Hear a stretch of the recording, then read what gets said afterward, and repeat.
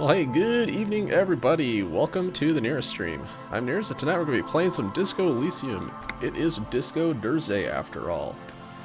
Yeah, so I think we're a little more than halfway through the game now.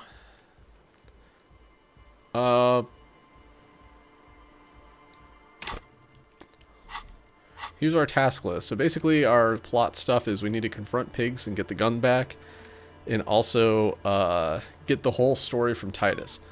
Those are kind of our two major tasks that we need to do. So we can only get the gun back at night, and it's, you know, noon. So we're gonna chill on that for a sec. Yeah, we got some other stuff going on, like finding all the armor pieces. I've got 3 of the 4. The 4th one we can't get until, like it says there, a long while. So yeah, take on the responsibility. We need to find someone with technical expertise to contact the coalition. So basically we talked with our contact with the moral intern, and he said, oh, I guess if you want to like form a committee or get the existing committee to notice you, what you should do is contact a coalition gunship. So yeah, we need to figure out somebody who can hack into their signals. Which brings me to the point here. I'm at the church. I think that the guy who can help me might be Noid. Because he does have some technical expertise. So yeah, basically we're doing the church today. That's the plan. Inspecting the traps. I do need to tell Morel that the traps are empty. I can't remember if it matters if I do this now. I'm gonna wait a tick to do that one. Waiting a tick to do this one too. We don't need to talk to the scab leader right now. It's fine. Find the murder weapon, that's like forever from now. Explore the whirling secret passages, we'll do that whenever we get the whole story from Titus. Sing karaoke, haha. And we need to get tight with Kuno.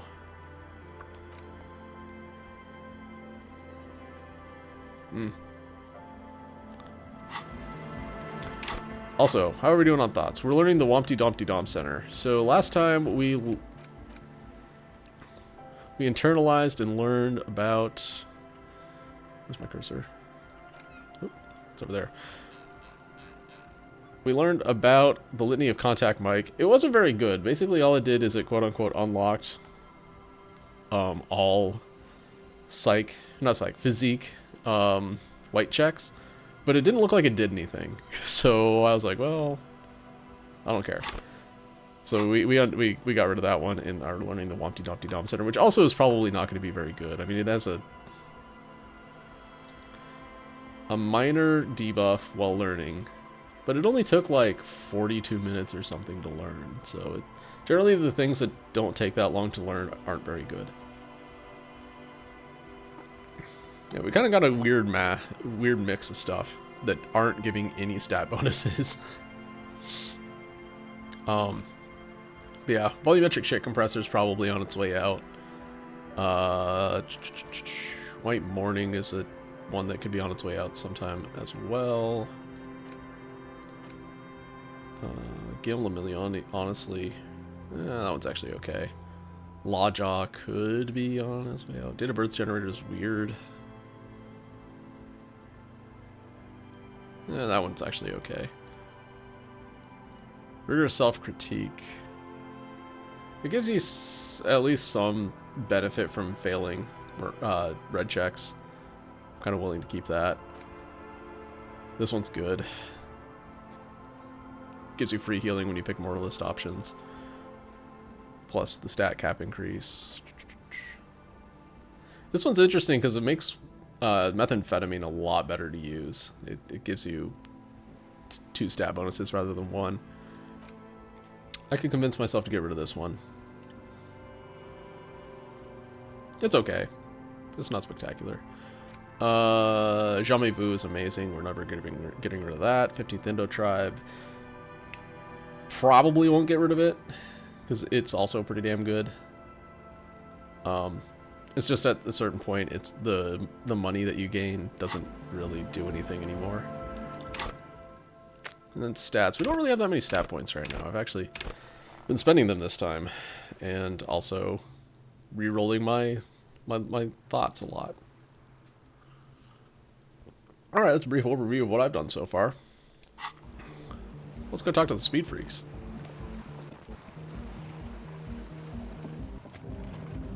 The tent is just tarpaulin fabric covering a pile of stuff. The flap is open. Inside, 3 young men are listening to some new form of music. It's like nothing you've ever heard. One of them looks at you. Hardcore! Come on, get in and close the flap behind you. The warm stuff's getting out. Squeeze in. Sorry, we barely have room for one. You go ahead. I'm too old for this. I'm actually not, he thinks. I just dislike delinquents.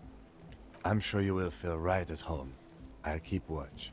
He gestures for you to squeeze in.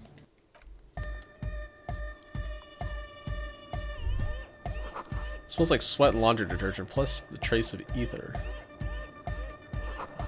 Canisters filled with what appear to be water. The label says, distilled.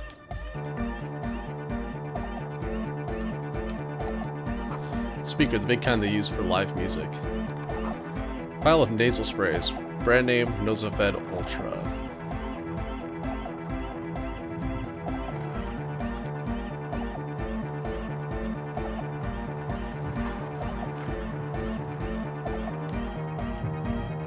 You see a youngish man bleaching the tips of his hair with a toothbrush. He puts the toothbrush down and extends his hand in greeting.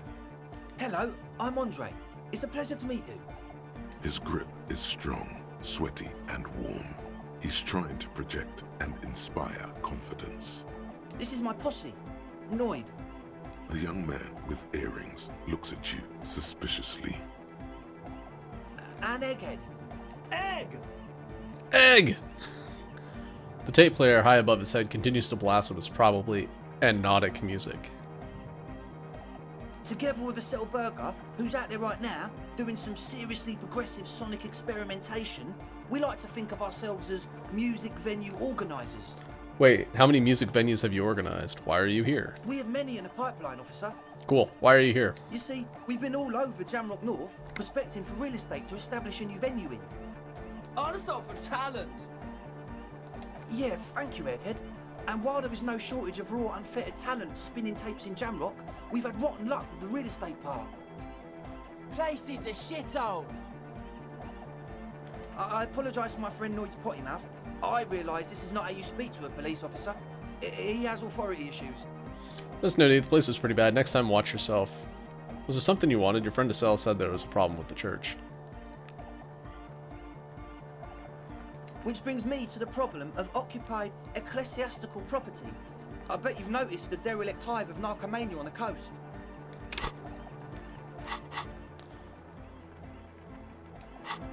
An attempt to pander to your perceived conservative sensibilities. No person his age would ever use a word like narcomania with a straight face. Don't fall for it. Enough histrionics. What are you talking about? I'm talking about the church, and I'm not exaggerating. Even a place of spiritual refuge can become a magnet for all sorts of dopeheads and burnouts if left unattended. Dopeheads. Burnouts. He angrily spits on a screw and starts cleaning it. Well, I'm sad to say, that's exactly what happened. Sad because we were just about to put Martinez on the map with one of the maddest dance clubs in Jamrock. Nah, strike that, in Revachol. Strike that. The word. Yeah. And sadder yet, because the dopeheads and burnouts hold up in there are the worst kind. But you guys are the... Never He mind. leans back a little, watching you with a steady, serious gaze, letting you imagine just how bad those dopeheads and burnouts really are. What are my stats? So, okay, so I guess the other thing of note on my my playthrough here is I gave myself a balanced stat load at the beginning of the game. Capacity to reason, influence yourself and others, how well your body's built, blah, blah, blah, okay. So yeah, just, you know, over time, just spending skills, getting thoughts, equipping stuff, things have increased a bit. So, you know, as it always tends to happen, perception's high, interfacing's high. I need to dump some stuff into Shivers at some point. I like Shivers. Shivers is cool. Alright, let's look at my thoughts here.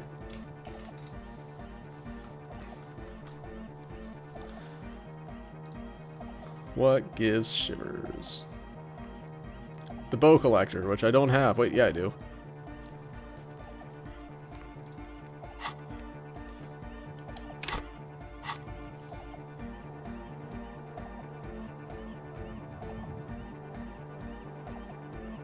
No, I don't. It's like... let's see what else. Shoot for some -1. Fuck that noise. Regular law official sucks. Do not recommend. Why would I... Shut up, Google.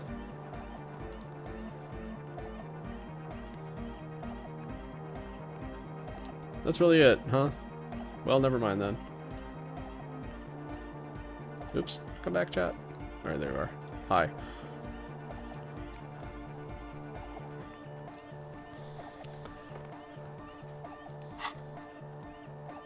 Good. This calls for an opinion. You're an expert in those. I don't know, I'm a bit of a dopehead myself. I won't stand for narcomaniacs of any kind. No narcomaniacs on my walk, shake your head gravely. I feel like you may be laying this on a bit thick. What's really so bad about these dopeheads and burnouts? They're spooky. What exactly do you mean by spooky? Spookiness is not a matter for police investigation. I was hoping you would be the judge of that, officer. All I can say is, their spookiness is the kind that keeps us from restoring this church into a community centre and a place of spiritual refuge.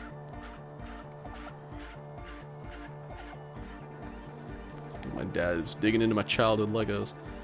Yep. Oh my god. It's basically a few years ago I dug into my childhood Lego. What the hell is that? That looks awesome. Anyway, and like made sure that I had all of the stuff.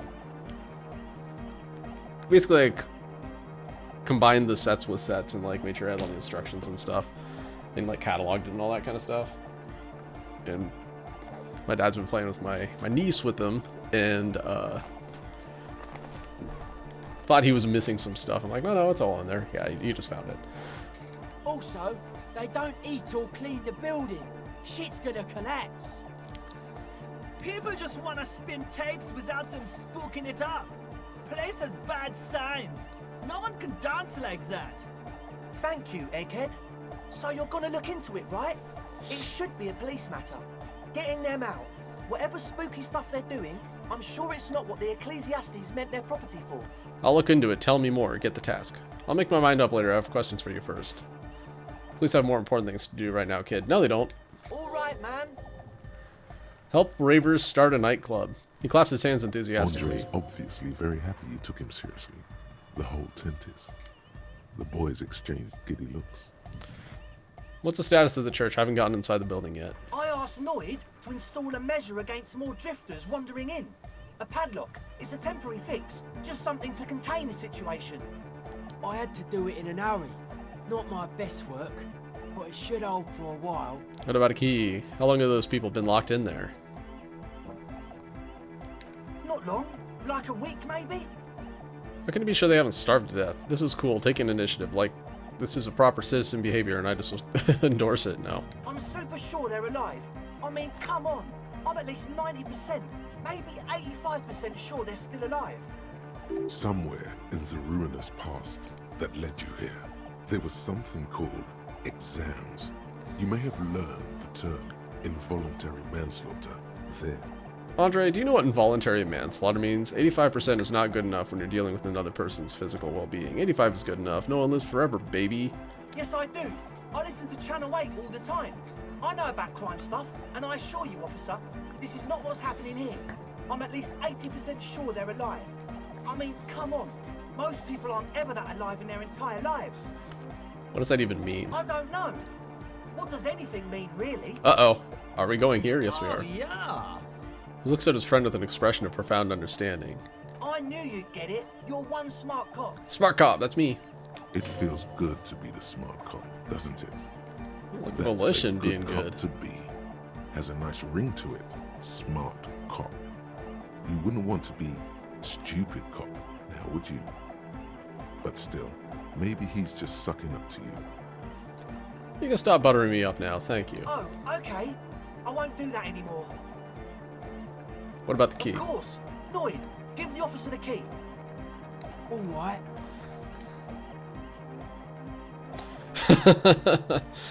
The Speed Freak dips into his belt pack and produces a yellow key, then makes a sudden cool infused move, tossing it in your general direction.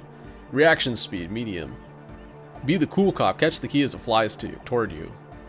Let it fall to the ground, then pick it up like a normal adult person. No, fuck that. You sense the trajectory of the little piece of metal and plastic. The object makes a small ringing sound as it approaches. Just the time. I probably just barely got this. Oh yeah. Ka-ching! The key hits your palm. The Speed Freaks nod to you approvingly. Oh, we're gonna bask in this glory. No, we're not. The Speed Freak nods to you. A respectful nod. You proved something here. Right, other questions. Sure, man. Tell us what you want to know. Let's do it. Alright, tell me about the Ecclesiastes, who own the church. Oh, yeah. That's a meteor and name for the founding party. Thought it'd be cool to use it. Before we go on, what do you mean by Meteorin? You know, of Meteo. Concerning Meteo. Meteo. Meteo, a country on Muindi. On the Muindi Isla.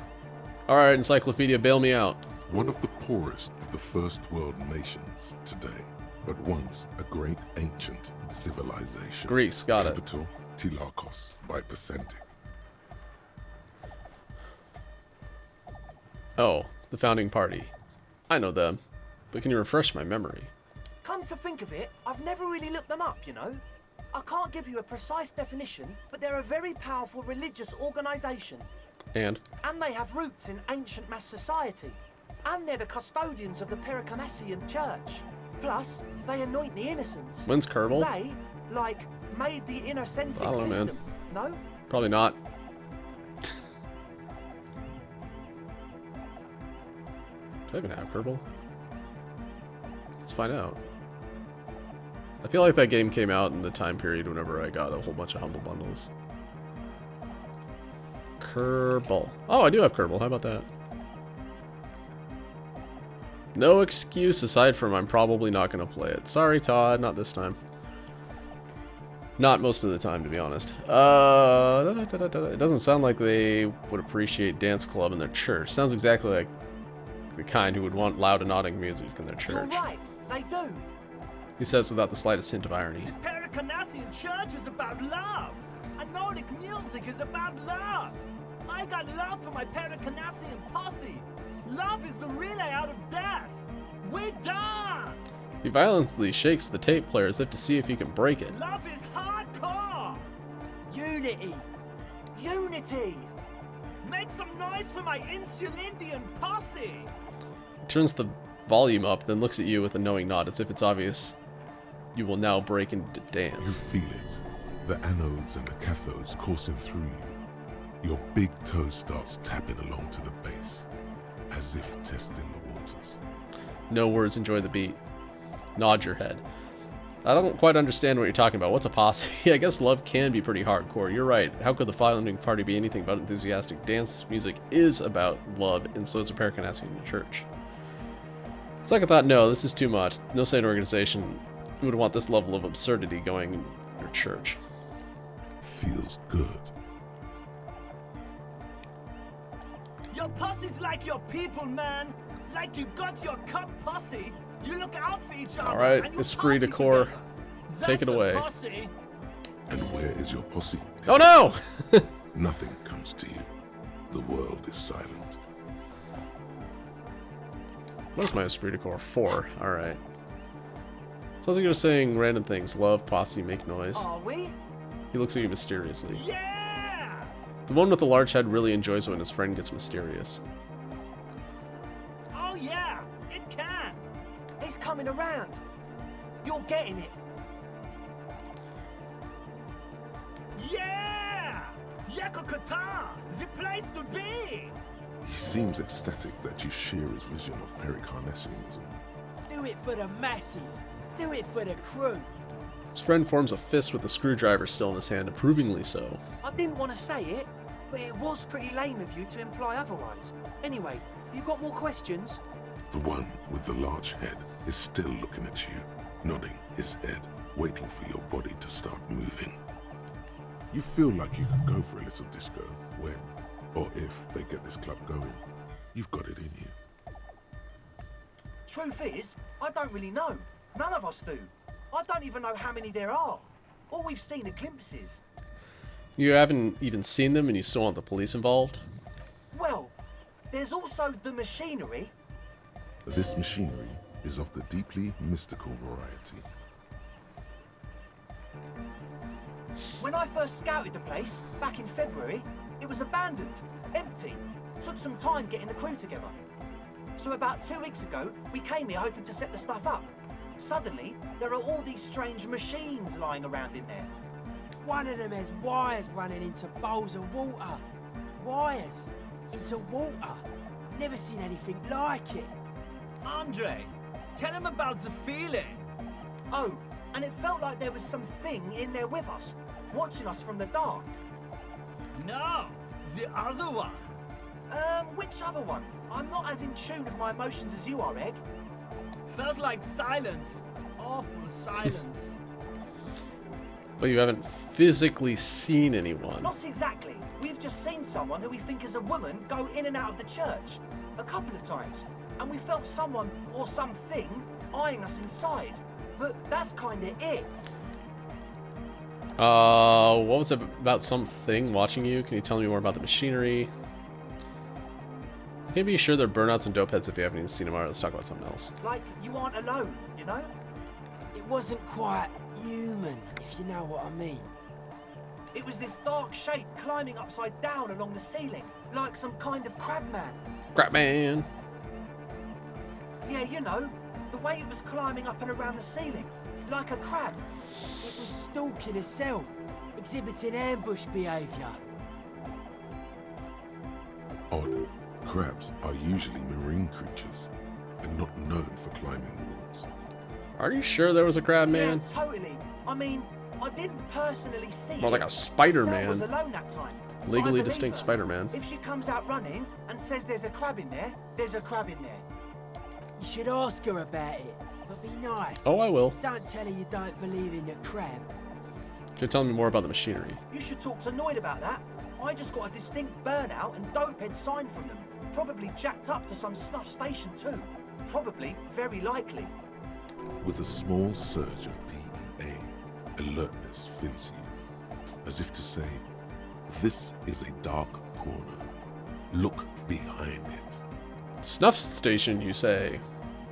It means like one of those rich boy private radio stations, where you can listen to people getting killed on, and jerk off to it. Sick shit. Not that we would know anything about that. Noid just likes to relay stuff. Like I said, Noid is the guy who's going to get me into the Coalition warship. We're getting derailed here. In short, you can tell to Noid about the machines. He'll tell you more. How can you be so sure they're burnouts and dope heads if you haven't even Well, seen them? honestly, I can't. But I am. Why not? Let's go with that. Damn. I don't see a single wrong thing with that I'm argument. 70% sure they're substance users. Don't let the technology fool you. Technology. He makes quotation marks with his fingers when he says, technology. Sure. What? As always, we'll be right here, waiting patiently for the news. Yeah! Wumpty Dumpty Dum Center. You're at home, stupid cop. Not with the art crowd. You hate them. Everyone hates them. Even they hate themselves. It's nauseating. An industry built on sprezzatura and sparkling wine. And, let's be honest, tax evasion schemes. The Wumpty Dumpty Dum Center is the heart of this unholy symbiosis of aesthetics and tax optimization. And now that you've internalized it, you can have a piece too. Oh? Tell me more. Wumpty Dumpty Dum Center. Am I getting another one that has no bonuses? What? I mean, suggestion -2 is not great. Oops.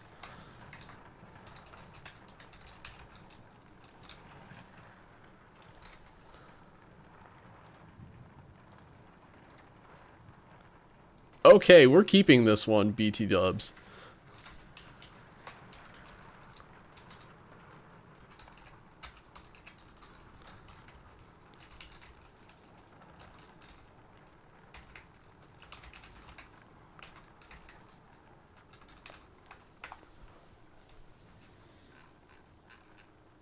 Because this is basically actual art degree, but for encyclopedia instead of conceptualization.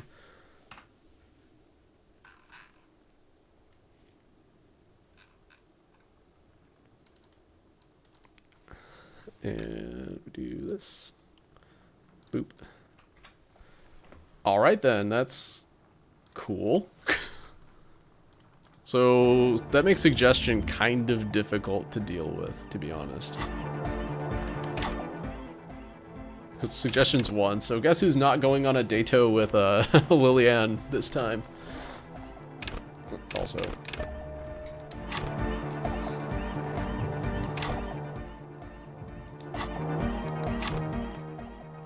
I don't think that there are too many encyclopedia checks in the game, so dropping that there is not the worst thing in the world. I also do have some encyclopedia gear. I kind of regret giving... This is something that I've thought about since my last stream it too. I kind of regret giving Estelle the hat that I gave her. I should have given her something like this one. The orange bum hat, although I actually am going to need this later, but whatever. Or this one. Because, yeah, the one I gave her was +2 encyclopedia, no downside. Whoops.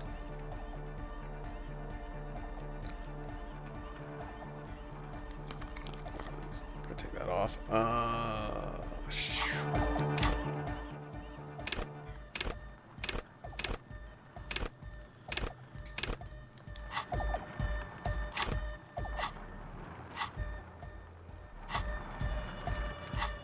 Damn, I should have come here earlier. Alright, okay, is there something that gives me plus suggestion that I'm aware of?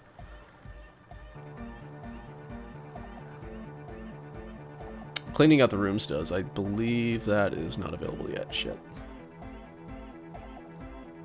Finger pistols, I think I missed out on. How did I get that?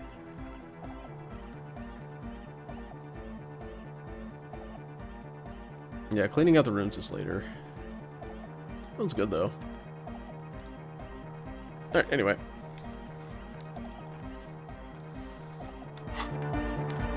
Hi again. So, how are things going? He looks excited. The tips of his hair are sharp and white. Bleach has consumed almost all of the toothbrush on the mirror in front of him. Alright, let's ask about the tent full of equipment. Yes. What? I see you brought your own water. Yeah. Good to have, bitch to carry. When I first scouted the place, I did some reconnaissance. I'm not sure the church even is running water. And it's distilled, too. Oh, He doesn't know what to say. it's the one they sell at the fuel station. I hate to tell you, but it reeks of sweat in here. It does, doesn't it? Told you we have a smell problem. Picks up a piece of a telephone cord and inspects it. I also smell ether. Why? Ether?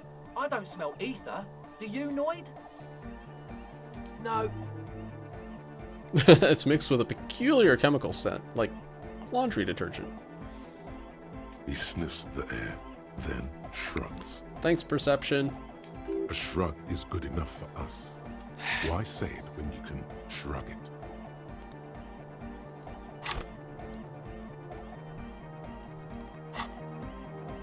What's with all the Nosafed? What now? Point at the bottle of nasal spray in the corner. The Nosafed Ultra, you have a lot of it lying around. Oh, the old Ultra. I have a major sinus infection. Stuffy nose. We all do. Shit's all blasted up. Winter. Can't even breathe. Sound fine to me. Yes, that's all Nosafed's doing. Without the Noser, I'd be drowning in shit right now. Nosafed is the shit. Can I have some? I have some nose problems too. Sure. Here Hey. you go, officer. The Noser. Blast away. Alright, enough of this. He nods enthusiastically. Damn it. No doubt, a little relieved. It's a white check. Godly, 16. As always, we'll be right here, waiting patiently for the news. Yeah!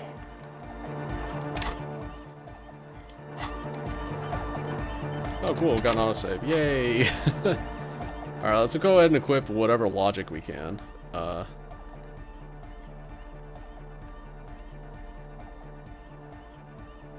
Logic.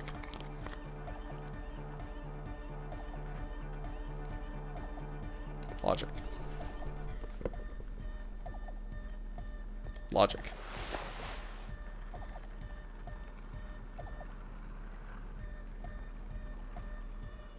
Logic. Wait, this has more logic.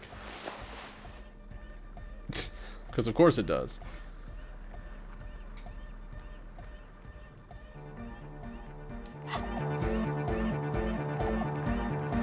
Hi again. So, how are things going? You know what? I'm willing to take a chance on 72%. A number of things don't add up. Let's take a look. How about gather around, kids? Okay, kitties, gather round. Got bad news for you, bad news for you, Andre. Things don't add up. The young speed freak puts down a busted capacitor Hey, it worked. and looks at you. The one with the large head seems very enthusiastic about whatever you have planned.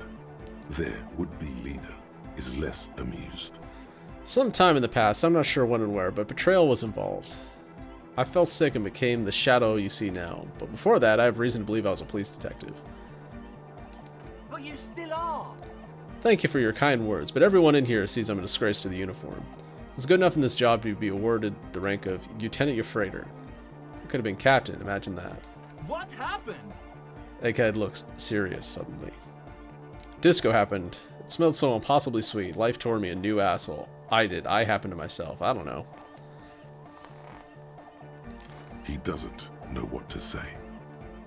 Now, obviously, that might as well have been 1,000 years ago, but there's still some detective left in The me. young speed freak is silent. He senses something is wrong. This isn't the makings of a club. It's a tent full of laboratory equipment for manufacturing drugs. I have no idea how you arrived at that conclusion, but it's wrong. Look, we even have speakers. Are there sneakers on your speakers? I don't think so. One speaker. They have one speaker.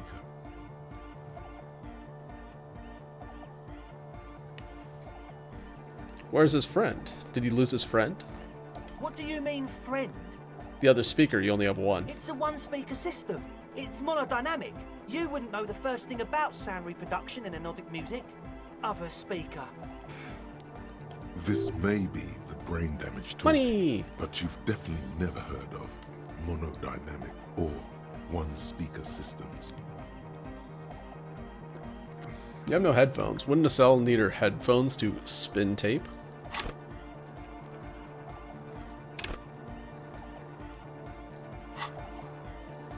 What do you know about spinning tape? Nothing. That nose effect here is for its active ingredient. He said it was for his nose. What more do you want? Likely pseudoephedrine, almost exactly the shape of ephedrine. Ephedrine makes you happy, and so does pseudoephedrine. Distilled water, cornerstone of a clean lab. And of all cellular-based life, what's your point, Lawbringer? Ether in the air, useful solvent. Good for getting acting agent out of a solution. Make up your mind. First it's the sweat, then it's the ether. He smiles nervously. There's no need for me to pile on anymore, is there? No shit. He sounds tired. In short, he tried to use a police detective to set up a drug lab. That's... Come on, that's... Preposterous, against the law, punishable by summary execution. I meant to say, not true. So what are we going to do with What do you? you mean, do? There's resignation in his voice. He's almost ready to drop the act. It wouldn't take a lot of pushing. Let's do this lawman style. First you tell me everything, then I pass judgment. You tell me what's really going on. We'll work from there. I can be lenient. I don't really care. I just wanted to crack the case. Do what you want, and I'll do what I want. Who else? It's an audible clank as he lets a wrench drop in his toolbox. We'll also call for backup and haul you back to the pen for starters, or my cut will be 100%. Haven't you heard I'm the dirtiest cop this side of the river? We'll see, now speak. Okay, man. Okay. He raises his hands. Things are just so hard for an entrepreneur in this city right now. It's not like we lied when we said we want to turn a church into the wickedest club in East Revershall. Because we do! We totally do! We just need to turn it into a speed lab before. To get our foot in the door. And why did you need me? Like I told you, spooky arseholes moved in while I was getting all this stuff together. A month ago, the place was empty, and now it's all spooked up. They're not really spooky, are they? No, man. They're spooky, all right. It's just that they would also probably call the police if we started cooking speed in there. But the sign was way off too. I couldn't feel the love at all. Whatever you think is right, sir. But please, we were only trying to make a living. This is it. Judgment time. Give me your cash. Ask for a bribe first. Pack it up and report to Precinct 41. Get lost. I don't want to see you again. Let's do this clean. No speed lab, just a club for erotic music. It wouldn't work without the lab. Do what you have to keep the club alive. I'll have to look into the spookier situation before I can decide on what to do with you.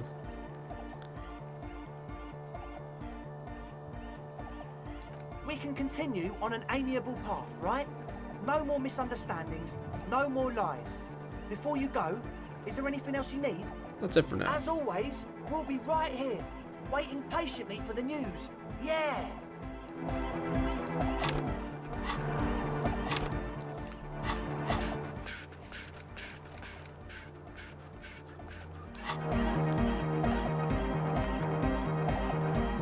So you had a talk with Andre, and now you want to discuss things with Lloyd. Good. Skin shows through the holes in the Speed Freak's too large sweater. In front of him, an open toolbox full of carpentry tools and parts. It's good you talked to Andre first. Gave me time to get a reading on your sign. Can't really talk to people before you get a reading. He runs his hand through his hair, which is combed back in mock seriousness, and continues to fiddle with his gears. This young speed freak seems to know a lot about signs. Could he be the techno tinkerer you're looking for? His look is intensely suspicious. Sign? Yeah, gotta compare. See if we can align. Interesting. I suck at socialising, man. Even now, our sign synchronisation is way off. But I'll see what I can do. Oh, he continues to rearrange his tools. Alright, I want to put my normal clothes back on. Let's see, that was... Yondal.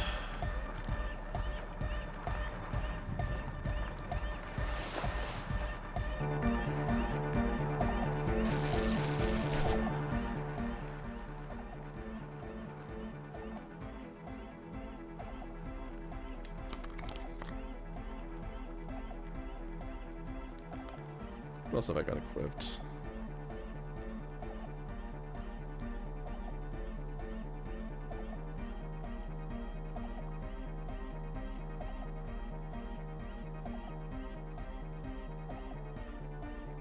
Was that minus on? Reaction speed? Man, I need more pants.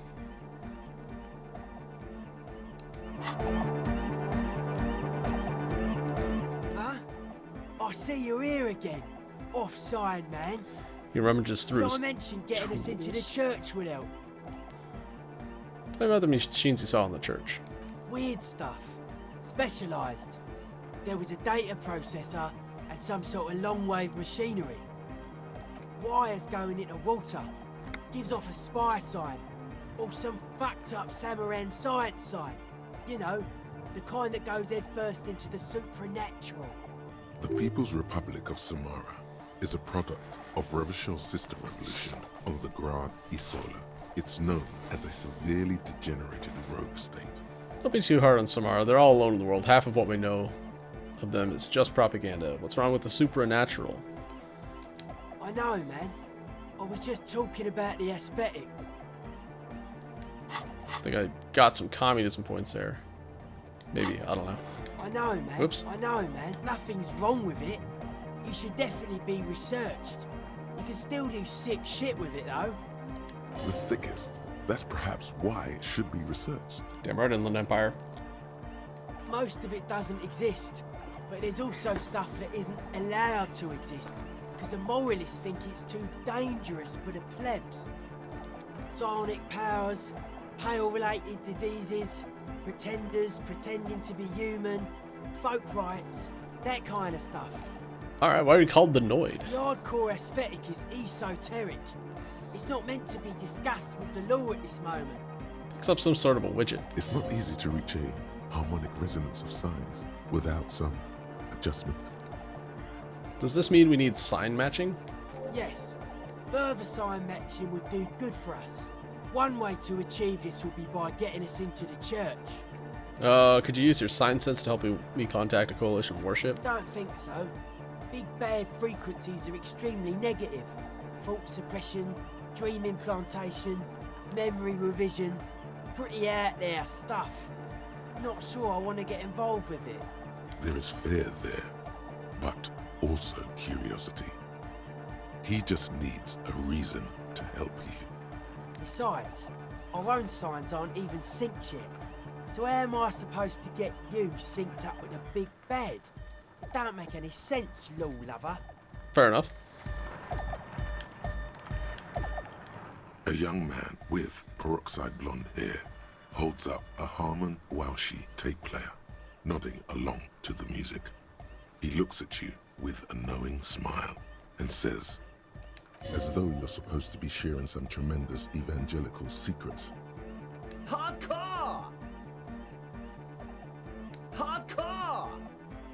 Still say nothing. Hardcore is a mega. Internally coherent. All core! All right! Yeah! He furrows his brow as his very large head traces the sublime invisible movement of the music in the very real air of the stuffy tent. So this is basically a tree that you have to follow a precise path down with these responses, and then you'll actually get something kind of out of him. Hardcore! Ah! Let's out an agonized roar of the feeble-ish, obviously not too hardcore beat below. Is it though? It is. What is it? I mean, really? Tilts his head to the other side like Feels now. like you should reply with the very pinnacle of idiocy here, so that things get totally transcendent. But you haven't gotten there yet, so you don't know what to say. I don't know what to say exactly. Under the radar, over the top. Could there have been a right way out of this garden of forking paths, you think?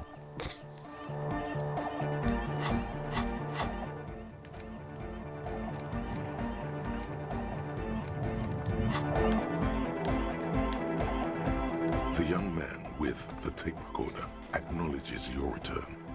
When he looks at you, he squints as though you were the setting sun. This is hardcore. Is it? It's hardcore! You're just gonna keep saying it's hardcore, aren't you? Skibbity, skibber danger. Oh, I Skibbity, am this the was like rearranger. before it became popular. Disco Elysium Back to the heavyweight reference. jam.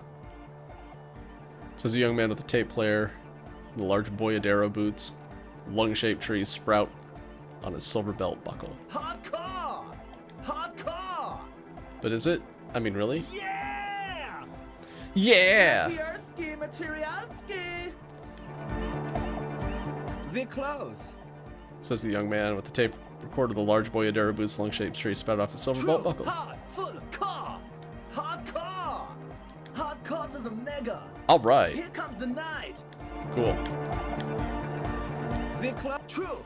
Hardcore to the mega! Internally coherent!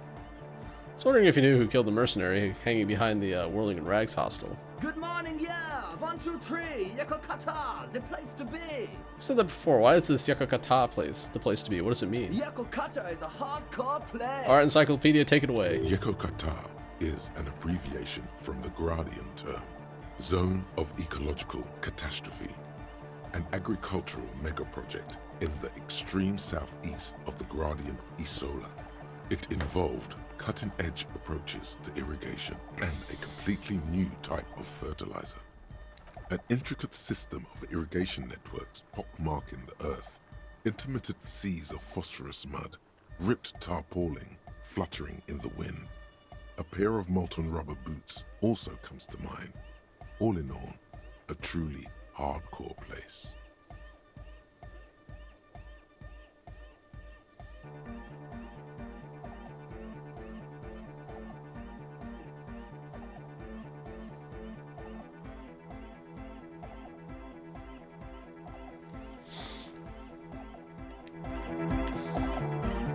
We're close. True. Hard. like- Full. Car. Hardcore. Hardcore. Internally. All car. All right. Yeah. Just tell me, what exactly are you Gotta doing? get the people going. I see. Yeah. Request. I want everybody as close to the stage as possible. We're close. True. Hard. Internal. All car. All right. Gotta get the people going. Why? I'm the party boy. It's my job. What's a party boy? Hardcore party 25/7 beyond the winter's orbit style. There is a place far away in Cutler, beyond a certain latitude, known as Winter's Orbit, where there are 25 hours in a day. It is a tremendously cold place, abandoned to drunks and failed rock stars, full of eternite, depression, and half-finished ski-flying hills. The Suru live there. We're close. True. Hardcore. Internal. All car. He furrows his brow as his very large head traces the sublime invisible movement of the music in the very real air of the stuffy tent. Hardcore. Just- Ah! No, seriously, I'm a little worried. The question it isn't. is, what is the question? That would have been good if I had asked you a question, but I didn't. Now it's just But idiotic. there was a question? Oh, you got me. We're close. True. Hardcore. Hardcore to the mega. Internally coherent. All car. All right. He furrows. Hardcore. The question is, but there was no. We're close. True. Hard. Full. Car. Hardcore. Yeah. You can and say random things all day long, but the track doesn't sound all that hard to me. Oh, there it is. Spitting out lyrics since the day I was born. And the amount of lyrics I got is against Never the mind, law. that's not it. We're close. True. It's hardcore. Skibberdee. We're brute forcing it. True. It's all good. Hardcore to the meg. Here comes the. Damn it. True. Hardcore. Internally coherent. Good morning, yeah. 1, 2, 3. Yeko kata. It's the message, so listen. We're close. True. Hardcore to the internally. All car. Gotta get the people going. I'm the party boy. It's my job. I think I'm also a party Two boy. on the track. Watch your back. Watch out for the heart attack. We're true. Hardcore. Internally. All car. He furrows. Hard. Is it though? I was just thinking that a moment One ago. mind. Ow. We're true. Hard. Internally. All car. He furrows. Hard. Is it though? But is it? I mean, really? The question is, what is the question? No, but seriously, I'm a bit worried it isn't. He frowns and starts bobbing his head back and forth once more. The skin on your back is crawling. For a second, you can't even hear the music You anymore. decided to go to the end and then go to the end again. Got it. There is a hawthorn tree on Rue de Saint-Gilles Lane. I right got it next to already. the canal. Thanks, Shivers. Don't be alarmed. Everything is okay. He isn't actually worried. Everything is still super hardcore. What he probably means is, it could be even more so. You said you were worried. What do you think is wrong with the music? Are you a thought reader? Why are the lungs on your belt buckle? Alright, goodbye, Egghead. There's nothing wrong with it. I'm still in love with the hardcore. He turns pensive all of a sudden. Sometimes I just feel like anodic music is in its infancy, you know? For example, take this Arno van Eyck jam I've been pumping for the last month, and will continue pumping for the rest of 51. Isn't something holding it back from being hyper? He thinks for a moment, then his expression clears. It's like it's only ultra. I think it's super hardcore, but you're right. It's not hyper hardcore. If anything, it sounds a bit proto, like it's not fully formed yet. You might be a moribund alcoholic and a failed cop, but you are pretty certain a thing. I'm the human can opener. I can't be proto failed and the human can opener at the same time. hardcore. It's proto, not hardcore at all. Wow! Culture cop! I think you might be right. But how could it become hardcore then? I know it in my heart, but cannot think it in my head. If this is not hardcore, how could anything be? Sounds suspiciously like a question. I thought the question was, what is the question? Try to think if anything would make it harder core. Wait, I just remembered something. I'm the police! I can help with this right now. I need something else, something extra. No! This is the answer! What? Guys, there's something happening in his head. There's lots of things happening in his head. As your mind works, the beat recedes from your ears. You hear your own blood pulsing through your head, nourishing your thoughts with oxygen. The rhythm is familiar. Feel the movement of blood through your head. The abstract shapes swelling in the foreground have done so in vain. This is a core matter. The answer in the double kick that moves the milliliters through your mind. The dark thud is the source of all rhythm. The inspiration behind mathematics. The hardcore. Oh yeah! He's doing it! I know! So does mine! He laughs and shakes But his there's head. something else that hasn't failed you.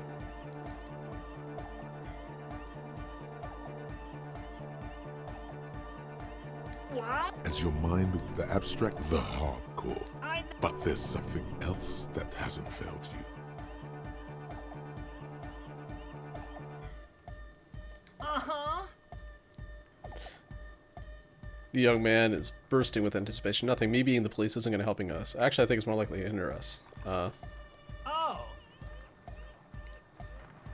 Yeah. I was about to say physical instrument. I actually kind of, I don't say I have it on lock or anything, but it's why check. I can retry it. No biggie. Actually, I haven't put anything into it. Yeah, my man from Helmdahl shirt will help with this. I may actually have some more stuff that can too. I'm willing to just throw myself You know at it it though. in your lungs where the pressure should vibrate. In your heart that's alone. And in your solar plexus where the hits should land. So does every chordate animal. Needs more bass. What? The young man makes a sudden move like he's about to turn the volume down, but that would be ridiculous. And a melody. A good melody is what makes the song really stick, so you can't get it out of your head anymore. Point at your head. Wow, okay. We should start with the melody. But where would we get that stuff from? I don't know, I was thinking you would know. Nowhere. I'm not gonna become some sort of hypnotic cop too. I've got enough capo types already. I'm sorry. I don't know anything about hypnotic music. I'm just the party boy. I get the people going and say it's hardcore. He feels ashamed. He can't be of more service to the future of dance music. Okay, I'll look into it in an official capacity. It's up to the police to make the beats go harder. Alright, I'll see if I can come up with something on my own. A citizen investigation. Take the task. No, I don't really have time for this. Fuck that. The young man falls silent with appreciation. He even tries to contain his smile, as if it could hinder your investigation. Basically, what you need to find here is a tape with some banging music on it, so that Egghead could use it to remix Van Eyck's Jam. Yeah, maybe that street talker across the pawn shop has got some tapes to sell. That's just an idea. There is a hawthorn tree on Rue Yeah, de I got it Saint-Gislain, already. right next to the canal. A reel of magnetic tape is caught in its branches, like bronze ribbons blowing. Actually, maybe I haven't gotten that one. Feels cool. Does it? Rue de Saint-Gislain. I've been there. Oh, I know. I know this. I can tell you where it is. St. G is the boulevard before the canal bridge. The one that takes you to the whirling in rags in the industrial harbour. It's got the lanterns and the... I knew that. I could have said that. and the mosaic sidewalk. But it's all blocked with that stupid traffic jam right now. Anyway, Shake it Anyway, that's all yours to figure out, Copman. Copman! off. More on that in a minute. Are you a thought reader? No nation, but transnation. No war, but class war. Does that mean you're a thought reader? So you're not a thought reader, you're a communist. Tell me something else, Egghead. he's not a communist. It's just something he likes to yell. He picked it up from a tape jockey at the Elysium. She was a communist, though. Yeah! With the rebel yell! Why aren't you a communist? Communism is the truth. Best not to be a communist. Having extreme views on issues is detrimental to understanding all sides. So basically I have two options right now because I haven't dismissed either the communism or the moralist thoughts. I did dismiss the ultra-liberal one, so that one's not in the pool. Oh sure, I can do that. If you want that, I can avoid taking a stand. Please don't turn me into a moralist. I don't even know what to say to that. Be a moralist, Egghead. The balance needs your help. Don't be a moralist. Wait, what am I saying? You should consider your choice carefully and rationally. Don't be a moralist. The path requires sensible examination of all nuances unattainable to most people.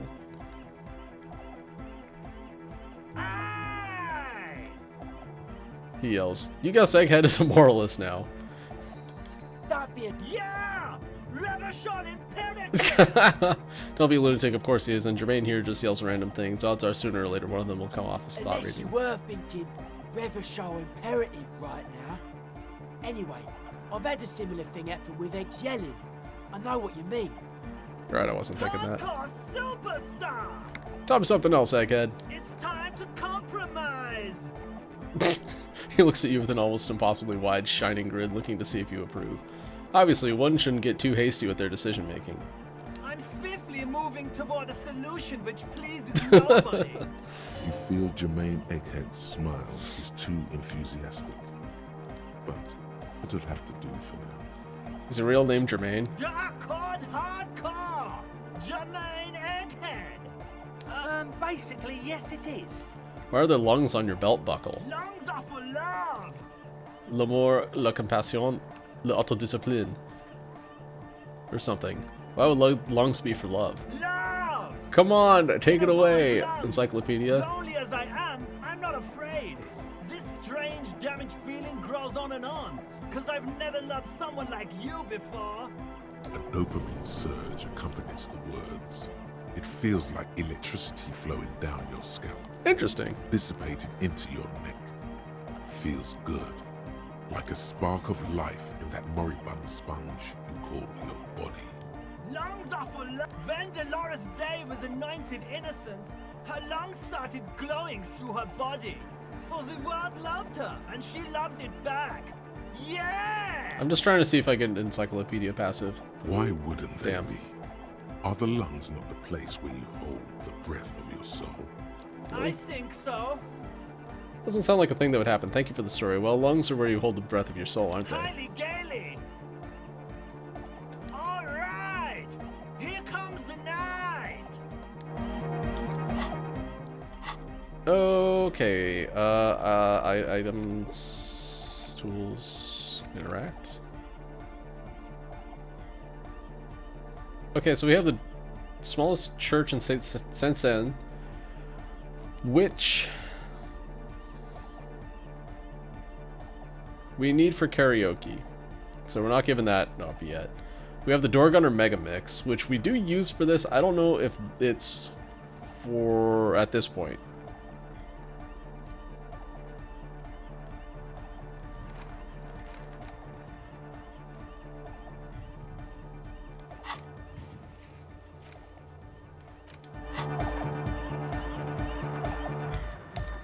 Hi again. So, how are things going? As always,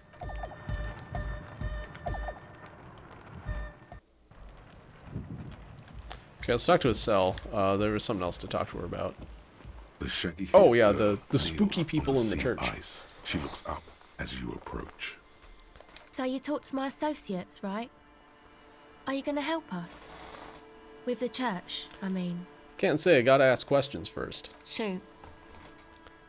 Your associates tried to use me to set up a drug lab, I guess, and you knew of this plan. I did, and I'm sorry.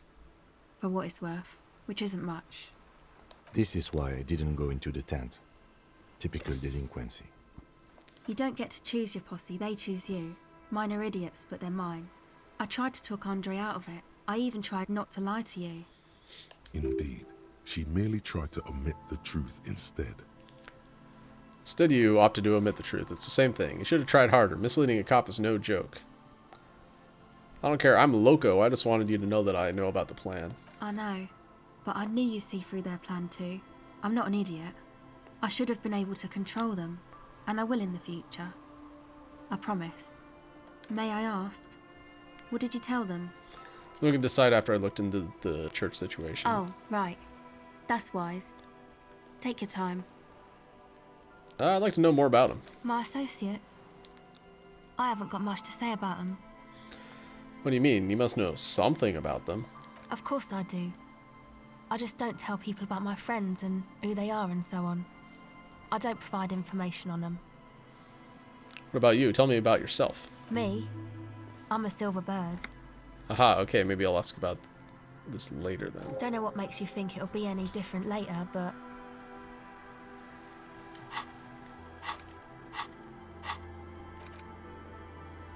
So I refuse to talk about her friends. Maybe she'll open up later after you help them set up the nightclub.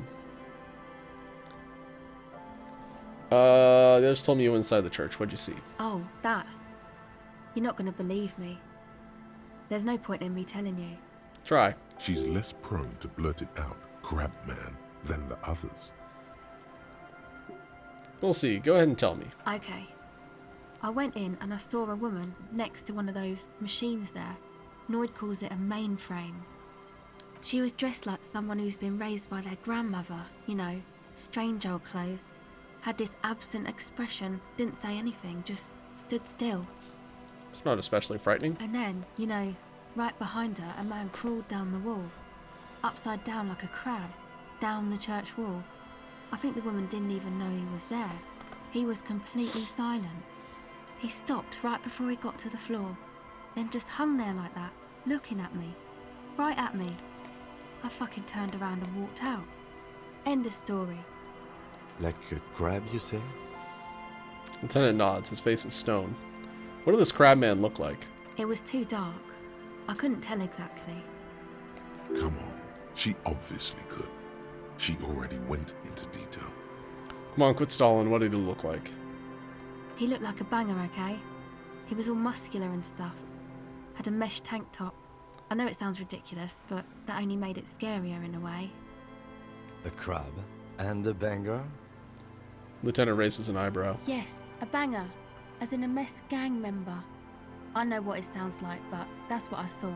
A gangster crab man. Yeah, I don't believe you. You were wrong. I do believe you. Why? Seems too ludicrous for a lie. What would I stand to gain? Strange things happen. I guess so. Anyway, what else? Nah, that's it for now.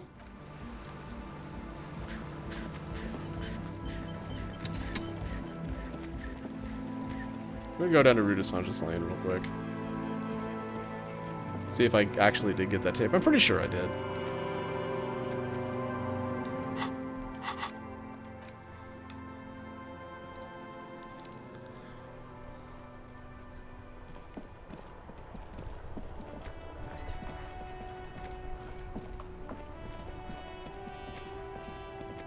I did not. Okay.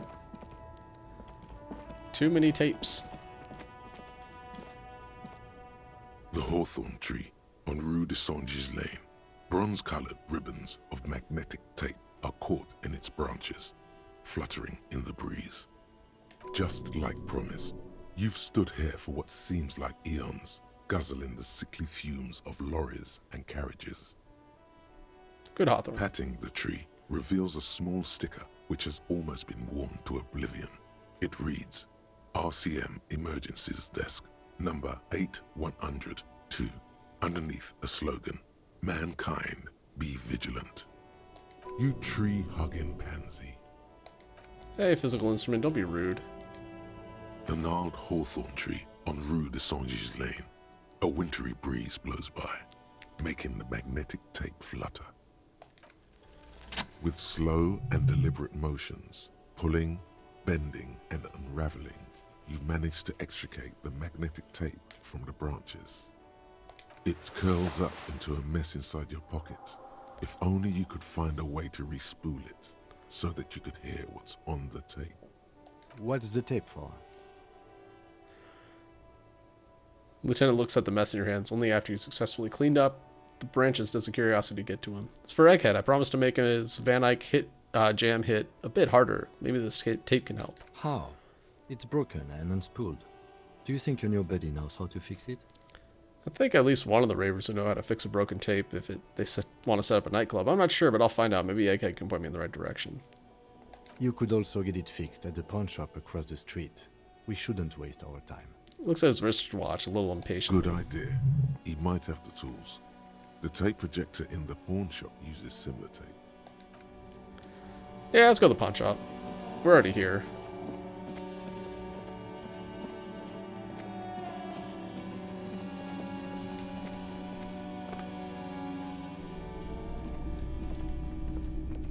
Hello, hello. Let me know if I can help you with anything. Do you know anything about the traffic menace on the loose? Traffic? I'm sorry, officer, but I don't drive. Wait, why don't you drive? I just don't like it very much. Movement on the road never really gelled well with the movement of my thoughts. Didn't you hear it when the traffic menace drove over your roof? Now that I think about it, I do remember hearing a thunderous noise the other night. Some kind of powerful electric vortex hitting the shop, and then moving on. That sure narrows down our list of suspects. Vortex sounds fascinating. Does that mean you don't have any idea who the driver was? Yeah, it was pretty wild. I didn't really know what to make of it, but I know it meant something.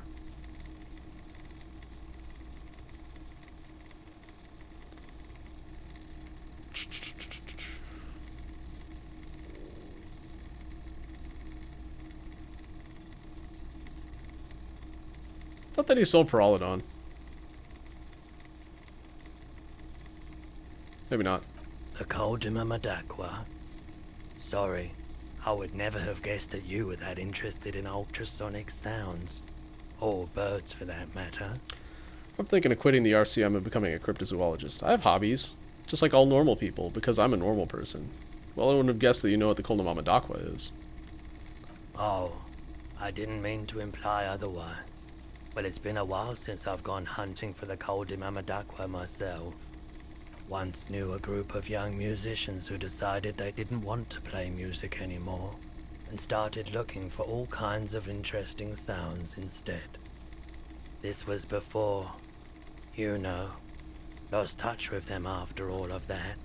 Sounds so cool. Cool or not, one of them was obsessed with recording the Coldima Madakwa.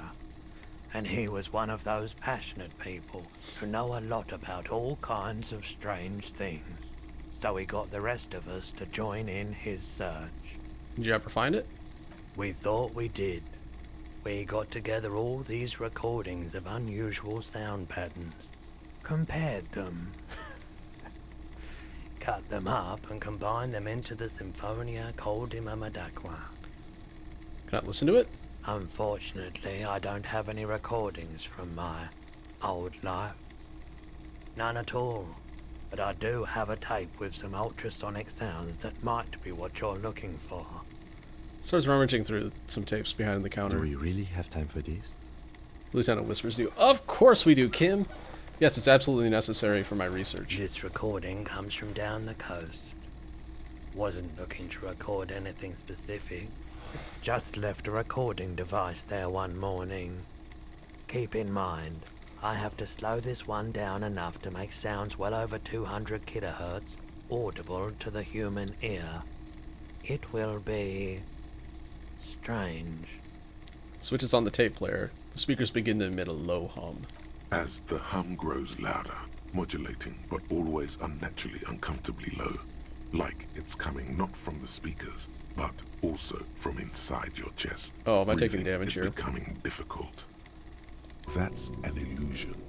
Your breathing is just as it was and will remain that way unless you start panicking.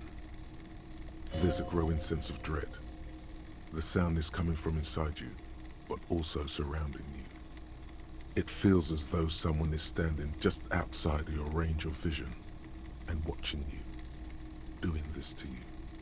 He nods to you, reassuringly, just as more diverse, higher-pitched sounds, some random, some appearing to form patterns, hit your eardrums. What's that? Gulls and skewers. But He raises a pointer finger and inclines his head toward the speakers. A new, very high-pitched shivering sound emerges amidst the others. That's it. The signal in the noise. The thin whisper. Whisper. A low range of sounds is easier to handle with a focal point, but still troubling. You are mesmerized by the sounds, but also feel nausea welling up as the motif continues, then begins to recede, dissolving in what must be the sound of water lapping at the bank. you know, now that I've listened to it on these new speakers, it's not the cold Mamadakwa. Wrong patterns, wrong photons. Probably some insect trying to sing higher than its predators can hear. Still, fascinating, I just realized aren't they? that's the insulin Early phasma. morning Nice. sounds. Sick. Hey, do you know how to fix this? Show him the bundle of magnetic tape. You mean re-spooling? Yeah, I do, but Great, could you do it, please? This is important. I need to be able to play this tape for someone. I'm not some Mr. Fix-It. I'm a pawnbroker. If you want to pawn the tape, sure. Although it looks pretty worthless. Wait, but you tinker with film tapes all the time. Isn't this the same? Worthless? It's not worthless, alright. This could be the next big thing for the local dance music scene. Maybe you can help me some other way then. Huh? What do you mean? Do you know that old church down the coast? Yes. What about it? Met some young ravers near the place. They want to turn the church into a nightclub and play some weird neo-disco beats there. They call it hypnotic dance music. Promise to help them with that. Is it any good? The music, I mean. No, that's the thing. You can't believe how unbelievably thin the beat is. There's nothing to it. No bass. It just goes zoop, zoop, zoop. This tape could make it hardcore.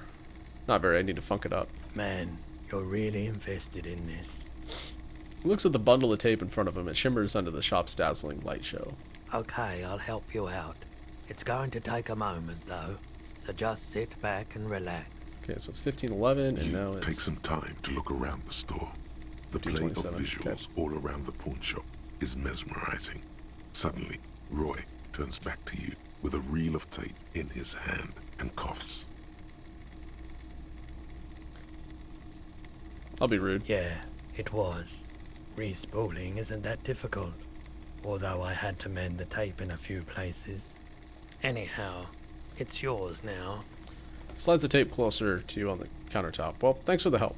Yeah, my pleasure. I do what I can for true passion projects. Just try not to use this tape for negative photon emissions. Take responsibility. Okay. Okay.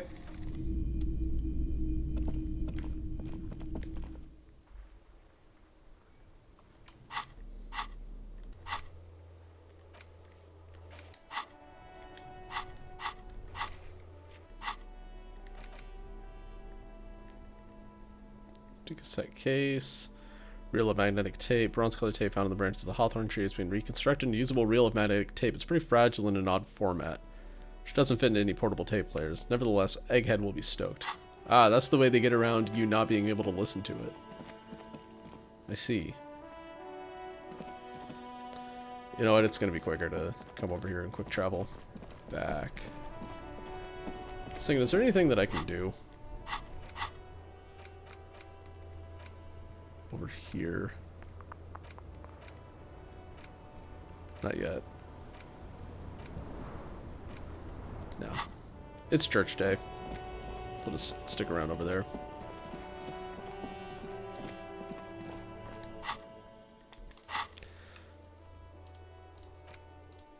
Ah, I went to the wrong place.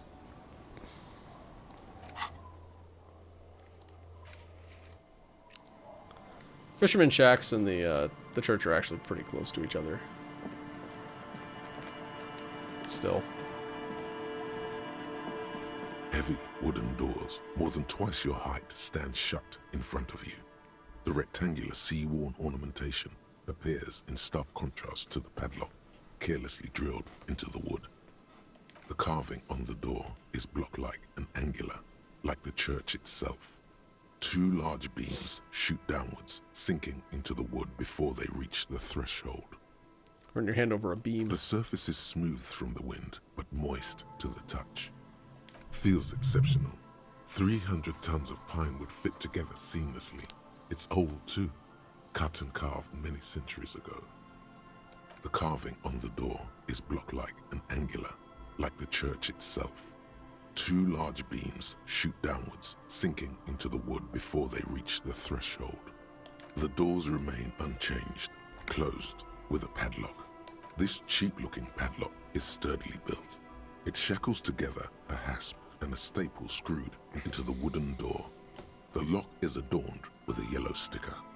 It'll be easier to break the staple than the lock. Also, that sticker is interesting, somehow. You see a yellow circle with two X's and a big curve below them that looks like a mouth. You're pretty sure you haven't seen it before, but what the symbol depicts is clear enough. A smiling dead guy. The curve makes it smile, and the X's make it dead. There is something blindingly modern about this symbol. Its modernness puts to shame everything you've seen before. What makes it so modern? It's the contrast between the cheery, chemical yellow and the rigor mortis.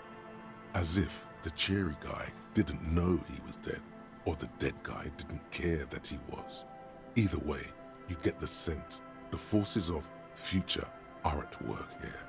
Have you seen the symbol before? Take another look at the boring padlock for absurdity's sake. He takes off his glasses and uses a blue handkerchief to thoroughly wipe them clean before inspecting the sticker. Then he looks up, pauses, and replies. No. What does it look like to you? Looks like a dead man smiling. Suggests junior delinquency.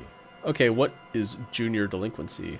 What is suggestion of junior delinquency here? For Revachol ZOC, the moral intern defined junior delinquents as minors between the ages of 10 and 16 who have committed an act in violation of the law. These acts aren't called crimes as they would be for adults. Crimes committed by minors are called delinquent acts. This was part of your officer's exams. We've established I don't remember anything, Kim. I haven't seen that sticker before, and I'm not a youth. I agree, it's very modern, but does the cheery guy not know he's dead, or does the dead guy not care that he is? What is the source of irony here? That level of conceptual thinking is not part of my skill set. Okay. There's nothing like the sound of a sticker unpeeling. Now it's stuck to your thumb.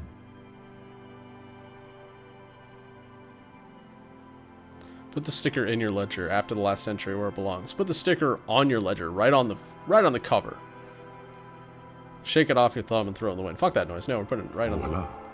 Looks very modern. Oh, my secret task. Complete. So if you have high conceptualization, that task is not secret. Basically, once you start looking at your ledger, conceptualization's like, hey, you should make your paperwork look cool. But since my conceptualization is kind of not great, no dice. You're part of the future brigade now, and so is your formerly humdrum ledger. Neon, baby. The lock turns easily. You hear a click as the shackle pops open. Feels like electricity, and a very small piece of nothingness. Let's go. Lieutenant nods. You pull on As the you doors. do, you hear the echo of the doomed commercial area. Its black holes and dusty machines. Then the feeling passes. A great whoosh of air rushes into the dark innards of the church, as though rushing to fill a great vacuum in the heart of the city.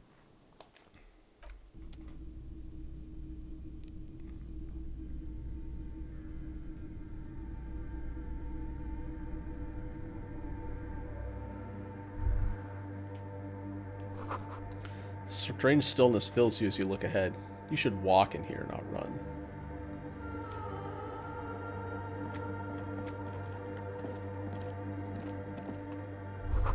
Grotesque wooden figure looks half finished. Feels like it's trying to become one with the church.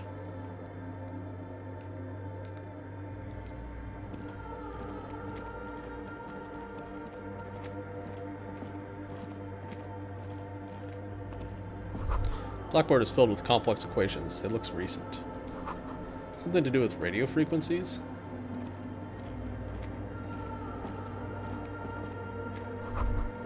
Bowl is filled with water. Live wire runs directly into it. Live wire. Do these wires work as a contact microphone?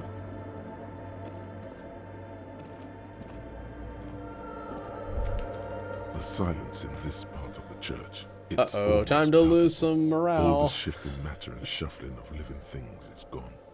Nothing seems to exist beyond the church anymore.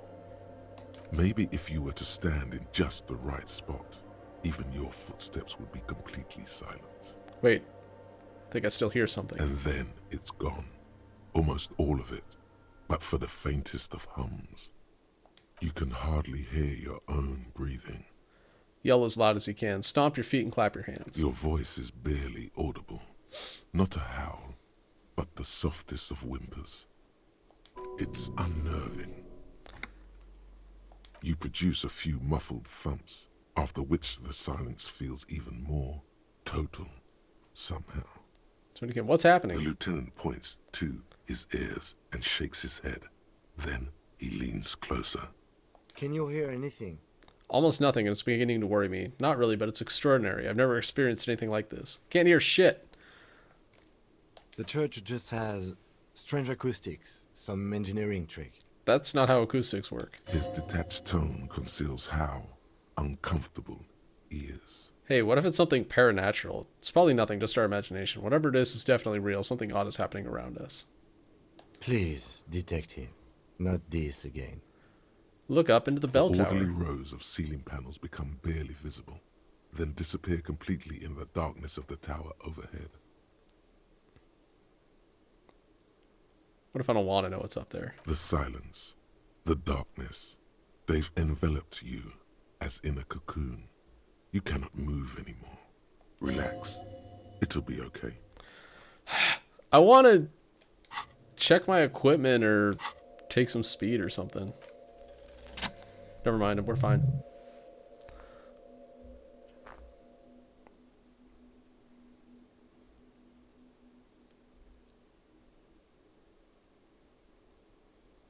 It's like there's something moving up there. A shadow has emerged from the tower and it's making its way toward you through all the other shadows. On the ceiling? Yes, the darkness makes the ceiling feel infinitely far away. Follow the shadow's movements. It's not a shadow anymore, becoming more substantial as it gets closer. The shape of an animal descends. Officer, is there something up there? It kind of follows your gaze, attempting to see whatever it is that you're seeing. Oh no, you've lost sight of it. Blink.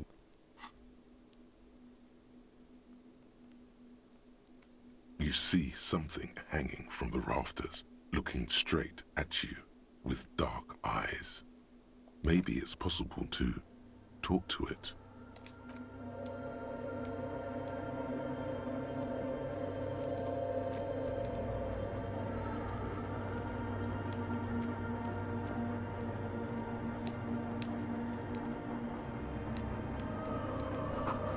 Two decks of reel-to-reel tapes spinning on empty. Portable Harman Waushi tape recorder. Someone's siphoning electrical current from outside into this antenna. In white, silver, and apricot faience, the young mother of humanism stands above you. A crack runs Alright, across time her to get body. some XP. She is impossibly tall. A lot of it. Oval Encyclopedia face checks and sad, here. a dark and radiant majesty. This is Her Innocence Dolores Day. Cradled in her arms are a pair of glowing lungs, clearly visible from underneath her flowing dress. You should kneel. Kneel? No, leave me alone, woman. Cold wind seeps in from the crack in the glass. Snowdrifts cover the floorboards at your feet. Above, you feel her multicolored eyes on you. inspecting you. As if under a microscope. Look up. No, I'm not your bug. As that bitter thought passes through your head, the lieutenant draws an X-shaped cross from shoulder to shoulder with 3 fingers. We can be a zealot in our next playthrough where we're fascist. Not this time. I'm not doing that cross either. Good call. She left us all in the shits. Don't give her a single thing. Just stand there in the apricot-colored light of the window, secretly grinding your teeth. The woman smiles her distant smile, unmoved, struck in half by the crack in the glass. Serves her right. She only cares about her sovereign's orb and her silk robes and getting to the aerodrome on time. To leave. Oh, Half-Light never changed. The old woman in the village was right. This must be the DeLorean Church of Humanity in Martinez, or the Small Pinewood Church in some records. You knew of the place? It's a minor landmark, not easy to find. Most maps misplace it. It was built not long after Revachol's founding, 300 or so years ago, by first-generation settlers. On the coast of an uninhabited archipelago where only animals had roamed before, in the wild reeds. What else do you know? There used to be 7 stave churches on the coast. Les Sept Sœurs, they call them. The 7 Sisters. Only one remains. The rest were burnt in the revolution or used for building materials. We should be respectful here, although the building appears to be deserted. I do not believe we'll find anything connected to the lynching here. Something else, perhaps? Looks at the machinery lying around. Respectful? Is the lieutenant a follower of DeLoreanism? A pang of guilt? The lieutenant is leaving something out. Do you know why it was abandoned? I have a theory, yes. There was a police raid a while back. I heard the place was shot to pieces. The old woman in the village was being tactful with us when she didn't mention it. She has more respect for the RCM than many around here. Who conducted the raid? Well, your station was involved, I hear. Although I can't be sure. You're not sure? 3 precincts were involved in the raid, and people say Precinct 41 was one of them. I don't remember being here. I guess I could have been here. I am pretty sure it was a clandestine operation. I don't know anything more about it, why it was conducted, or who participated. I try not to pry into extra-district matters.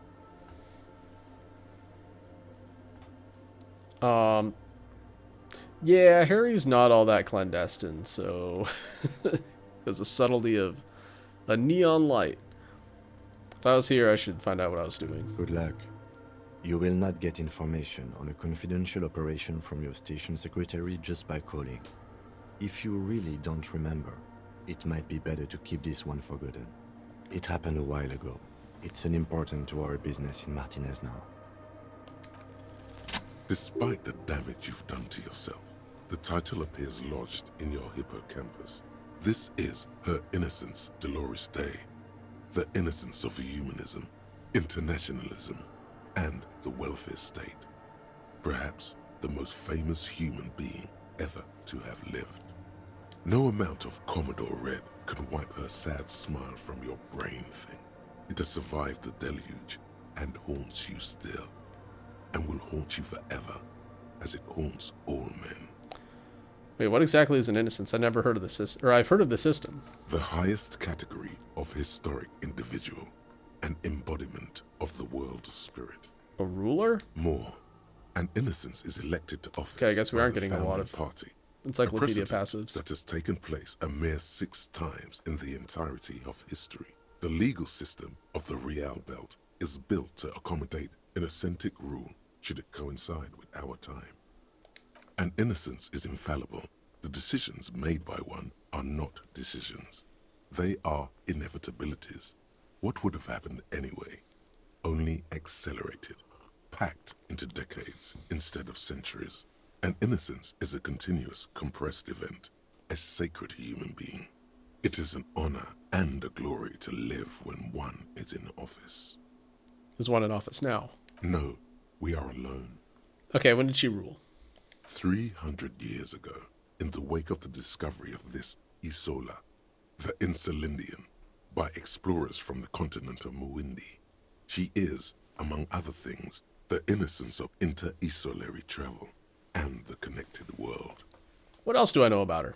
Many things. You know she was a woman of the court, the wife of an influential Marchese, and eventually the principal advisor to Irene La Navigateur, Queen of Serene, modern-day Sir La Clé. Also that she was gorgeous beyond beauty. Draped in ancient sadness. Are you sure you want to remember this bit of historic trivia?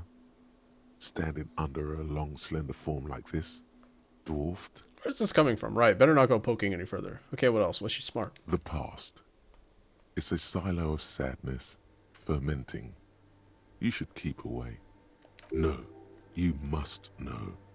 Okay, what else? Was she smart? Terribly. Women of the court were expected to play both contract bridge and chess sufficiently well to prove an interesting challenge to a man. A simple grasp in matters of philosophy, theology, and science was encouraged. She was, by all means, a kept woman.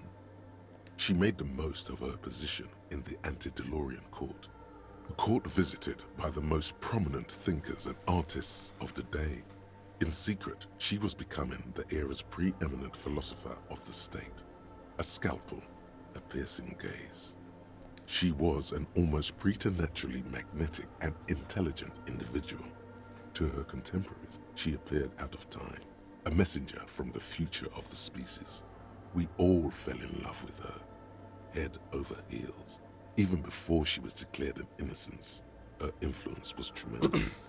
How come?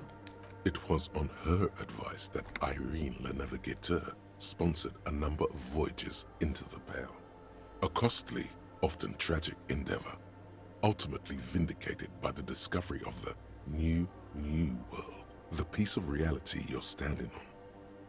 She was crowned 2 years after the first expedition returned, setting in motion what is widely considered the greatest era in history. The DeLorean era. Wow. Wow, indeed. When her innocence was declared, and the queen she had advised for years fell on her knees before her, she was so overcome with emotion that her lungs started glowing in her chest. Bystanders reported golden filaments lighting the already sunlit chamber around her, clearly visible beneath her dress. That is why the lungs are the symbol of love for the cultures of the Real Belt. I want more. As did we all. The lands of the Mess and the Occident, and even far away Supremawindi. Altogether, 21 of the 40 Mundial nations of the time immediately accepted Innocentic rule, even before her crowning. Her crowning? In a city called Advesperaskit, in Vesper Messina, her homeland. The name of the city means evening comes, but it happened on a winter's morning, with the canals frozen and slush falling out of the sky. She was dressed in a white and pearl dress on an emptied-out plaza with the crowd far away. Already, her Theriers, the secret servicemen of the Innocents, were worried about an assassination attempt. She must have been beautiful. I don't care how she looked. I don't care. It doesn't hurt me. Oh yes, she looked like humanity's young mother, a perfect mother, insultingly beautiful. It was as if her face and shoulders and hands were covered in a soft down of underfeathers. You know this well, very well. Midwinter snow was beating the cobblestones around her. A small attaché of officials stood by as her Theriers placed a white gold wreath on her head. The crowning was mostly witnessed by secret servicemen. Then what? One of the men in this secret service killed her 22 years later. A young man who had come to suspect that Dolores Day was not entirely human, but something else. What? Something that had walked in our midst, Skinwalker. watching us stumble for hundreds, if not thousands of years, until it decided to interfere in the course of our history. We were supposed to come up with this ourselves. The man was reported to have screamed at the Innocents. Dolores Day was shot in the chest with a fowling piece 8 times. The man, thought to be insane, said he once touched her and her body had been unnaturally warm. like a furnace, and that sometimes, while on duty, he observed her forgetting to breathe for over 10 minutes. This She's a robot. inhuman quality was witnessed by many others as well, glowing lungs and all. It is commonly attributed to mass hysteria and religious psychology. Was there something terrifying about her? Oh, yeah. Terrifying is a term too emotionally charged for your semantic memory, or what remains of it. But terrifying, it's a simple word. She was bad for humanity, and you shouldn't have started thinking about her. Too late. No, there was something bad about her. I want to know. You already do. Although she is often considered to be the greatest human being to ever live, there was something ominous about Dolores Day, constantly surrounded by her terriers. She was the most socially secluded and least self-aware of all the innocences. Some modern thinkers would consider her a war criminal for the campaigns she waged against the Mesk state. And then there were the resettlement programs. What happened? The Mesk state tried to detach itself from Innocentic rule. Parts of the world were experiencing whiplash from accelerating into secularism. Her mandatory education programs and mass resettlement of upstream Marguerite were problematic as well. Dissenters were suppressed by a military force she called the Army of Humanity. She adored chess, yes, but also military war games. Dolores Day often holds a tiny tin soldier between her index finger and thumb in icons such as this. She was also blonde, the blondest woman you have ever seen, with green eyes the color of the Pacentic, mare interregnum. Little is known of her Marchese husband. It's as if he vanished from history after completing his role, which was to introduce Dolores Day to court.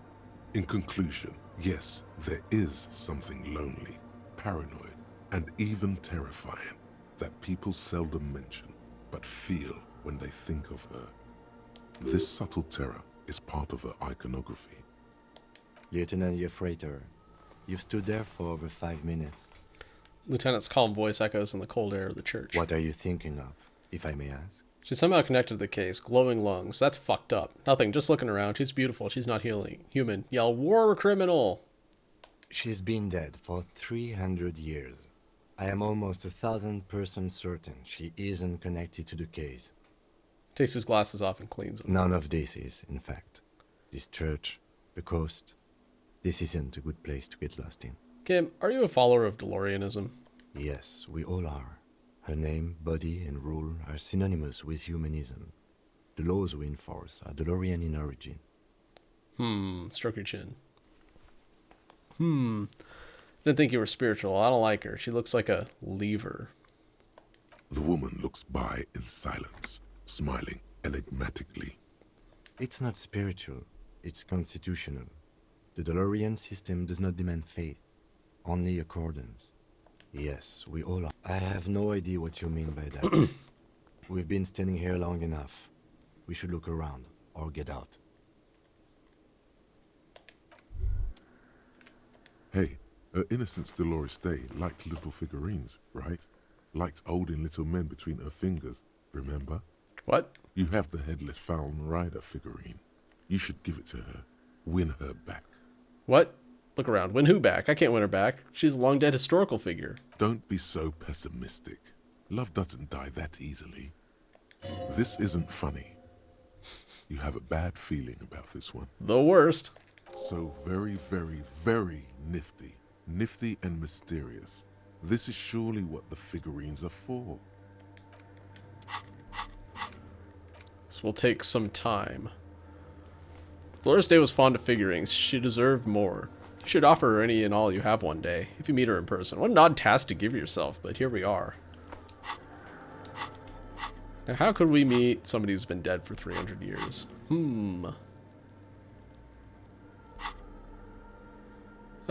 Yeah, let's see what we got going on for visual calculus. I know I've got some glasses that'll give me some. That might be it. My, yeah, glasses. Oh, here we go.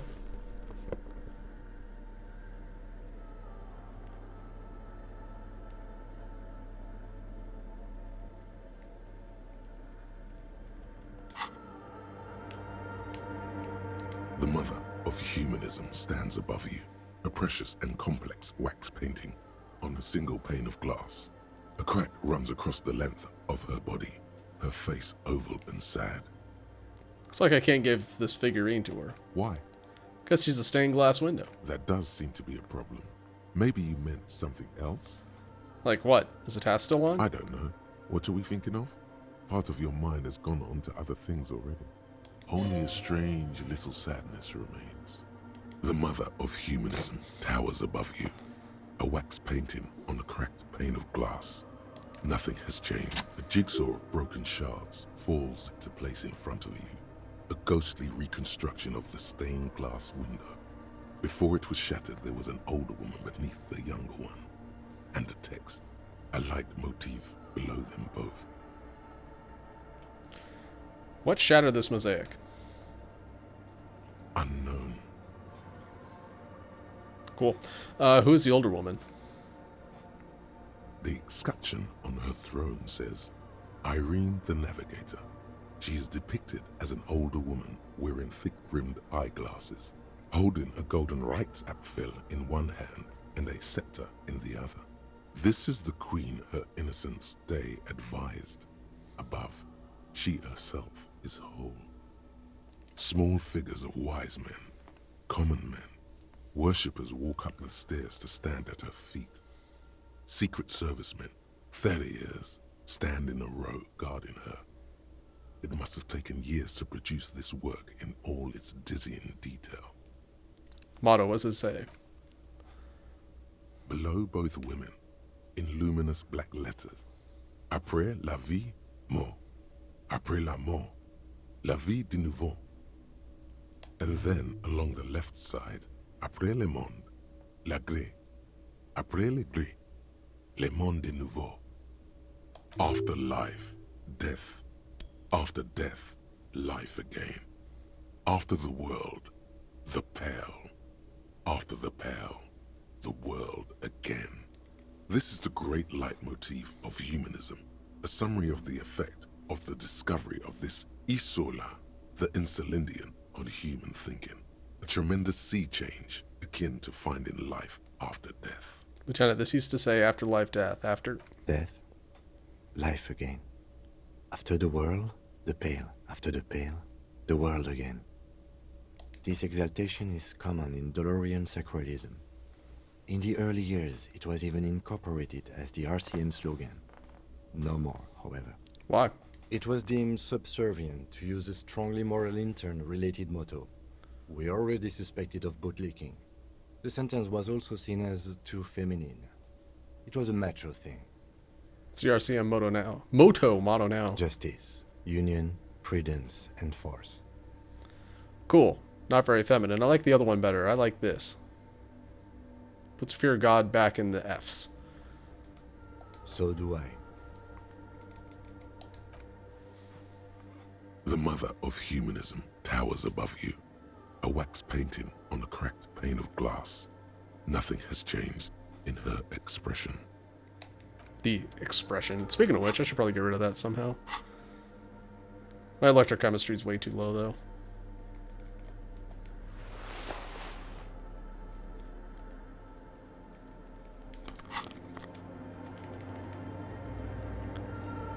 Okay, so I think that if I talk to the computer, soon it shows up and that kind of complicates things, so we'll leave that alone for now.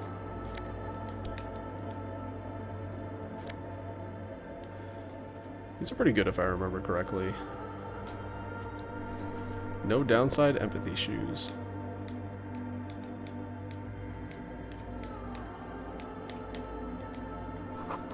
Spiders spun a web around this wood carved pillar. How many do I have? 5? 4.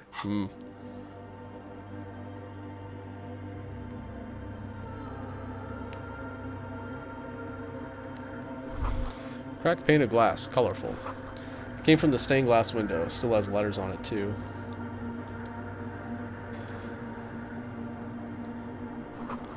Frost has drawn flowers on the glass, obscuring the view.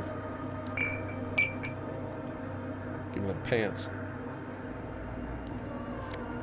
Scarf. Masked banger silk scarf. Figure drawn on the frost on the window depicting a deer. Okay, so the shoes are pretty okay. Pain threshold. I like this one better. It has volition and Inland Empire.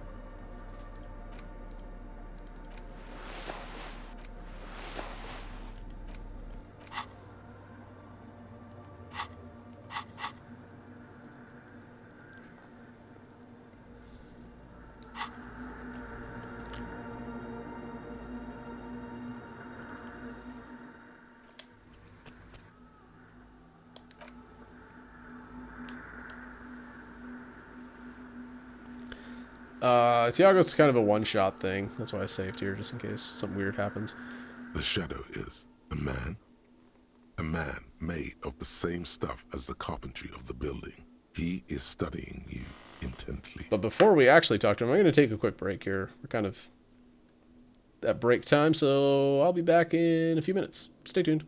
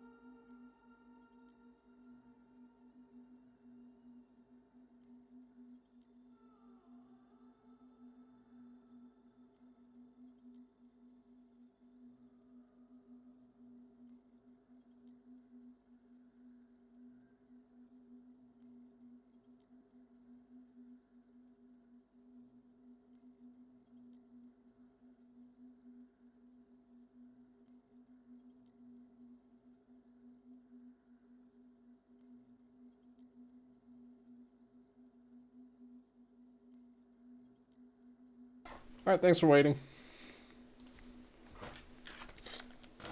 Whoop.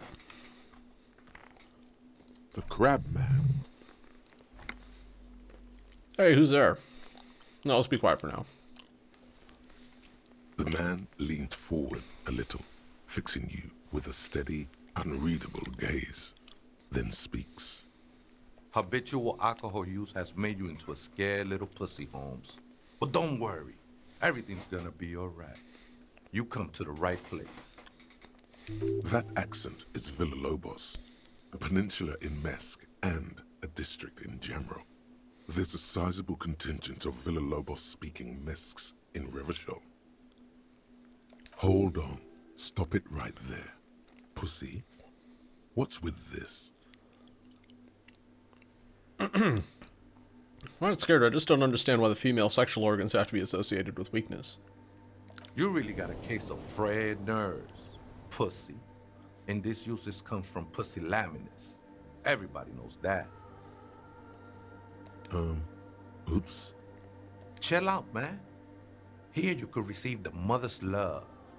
And when you're ready, she will take your hand and lift you out of that despair at the bottom of that bottle.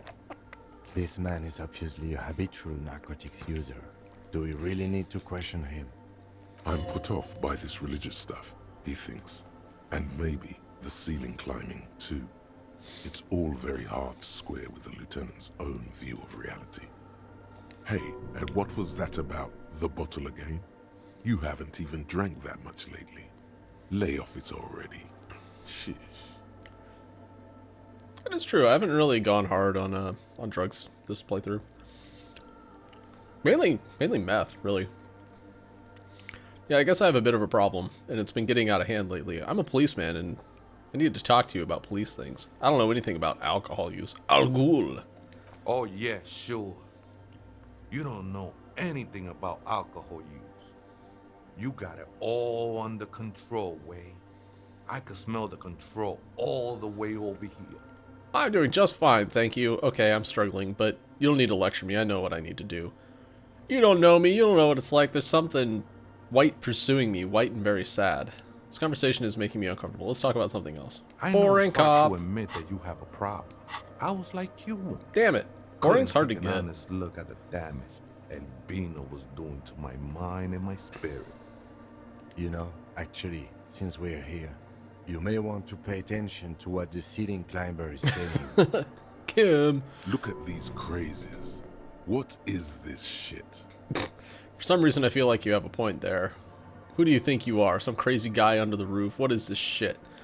You know, alcohol is essential to my identity. I wouldn't drink it if I didn't drink it, I just wouldn't be me. This is stupid. I don't even know what this is. That's all well and good, but we need to talk about unlicensed occupation of ecclesiastic property.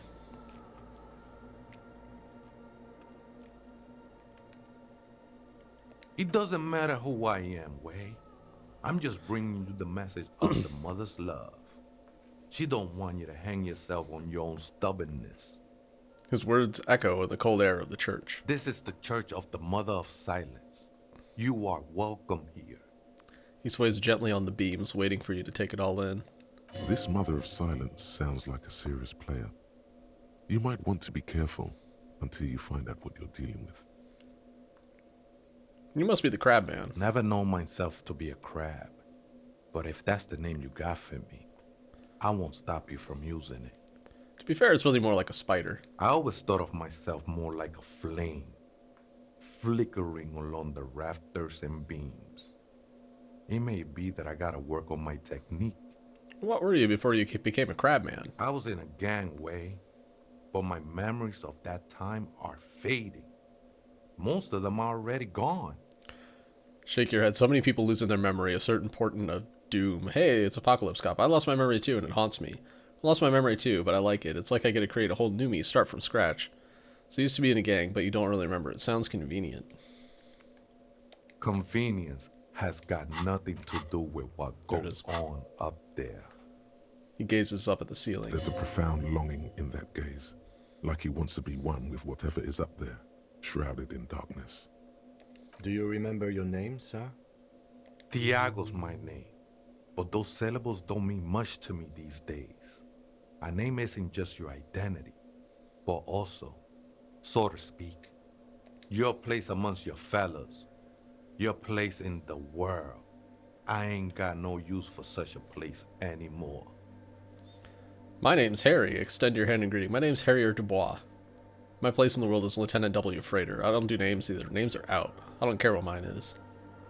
That's just the thing, Holmes. None of that matters. He sounds melancholy saying this. His limb's a mere shadow below the ceiling. What are you doing here? This is a special place. There's a perforation in the world up there. A way out into nothingness. This church was built around it for purposes of veneration. I circled it, nurtured by the silence bestowed by the mother. One of these days, I'll be pure enough to go drink from it directly. This mother of silence, you mean her? Point of the window. What will happen once you drink from this perforation? I still don't understand what you're doing in the church. Are these yours? Show him the scarf and shoes you found lying around. Right at other questions. No. There's a new god in town. And she can be painted or sculpted. Because she has no limb or even a face. She is the end. The end. She is a cavity in the dark beyond sense. She saved me. But I couldn't describe her to you. No one can, Holmes. And no one ever will.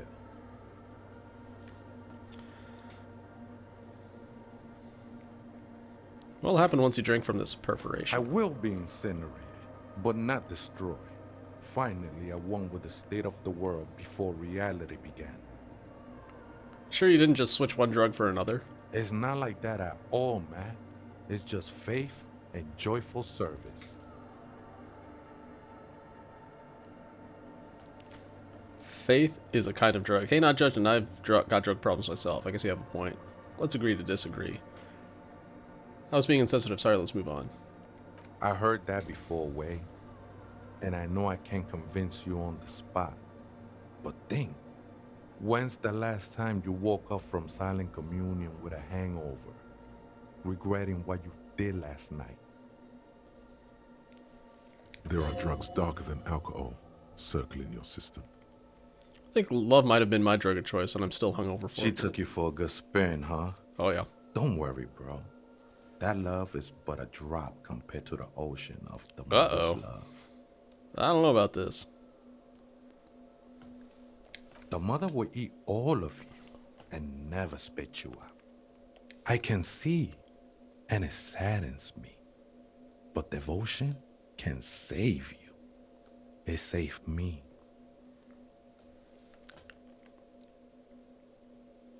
No worries, man. Ooh. I know this shit takes time. Sorry, I was being insensitive. Achievement unlocked. You said sorry 10 times. Still don't understand what you're doing in the church. I'm a seraph, Holmes. I sing that's the a good mother's point. Hold on. glory. We need to be boring one more time so we get that achievement too. Can you sing for me? Sing for me something. I ain't from no Mariette, if that's what you're thinking. And the song I sing is silent as the mother. Marietti is a mesque style of music and dance, commonly seen at all manner of festivities, especially weddings. It's delightfully quaint, owing to its peasant origins. He lost his cool there for a moment. Seems you hit some nerve. Sing for me. How'd you even find this place, this church? Hard to say. I think I did some construction work here, back when I still had material worries. Up there, I realized what the true purpose of the church was. Been spending a lot of time here ever since. The past is nothing to me now, Way. It didn't belong to me. These yours? Show them that, yeah. I think they were. A long time ago. I had to shed them like skins to get closer to the center of the silence. You could have them. I don't need them anymore. They look pretty dapper, actually. They do. Right, I had other The questions. sinewy figure lingers on the wooden beams, blending into the shadows. Been here for a long time. Did you see the police raid that took place here?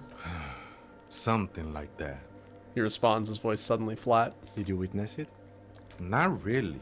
Or at least I don't remember much of it anymore. The mother's love has done its job. That's what's so great about the mother. It lets you forget about everything. Do you know where the other spooker is? One of the strange machines around you? Other spooker? Oh, esa viejita es muy estudiosa. Don't know, Holmes. Wait, so there is another person living in the church, and it's a viejita. No. I just call her viejita because of her clothes. She's actually quite young. Or maybe not that young. Age is just one of the many masks we wear. And you don't know where she is? That's what I said, Holmes. How can you not know that when you both live here? Don't really follow her comings and goings. Just see her typing on her computer now and then. We got different interests. So you got nothing else to tell me? How she looks, what she does, who is she? I'm afraid not, Essay. You just have to wait until she comes back, or... He shrugs. Or search through her radio computer. Let's do that. Some ravers want to turn this place into a night. Hold on. Spooker? You just have Or search through her radio. the ones in the tent outside, right? I see them.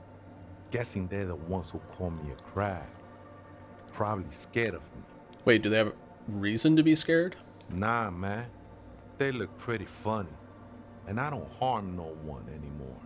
Anyway. Though he used to, a long time ago.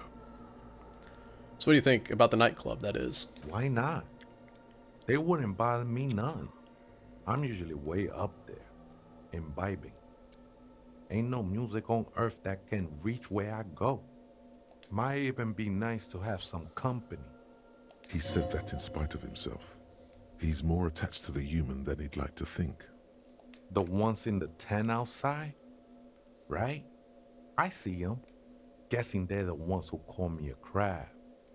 Probably scared of me. Why not? He said that in spite of himself. He's more attached to the human than he'd like to think. Okay then, thanks. Okay, help the river start a nightclub. Okay, so he was cool with it.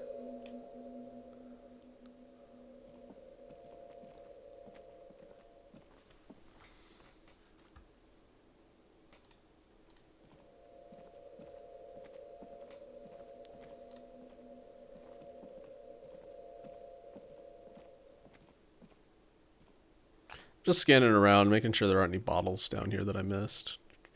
Doesn't seem like there are.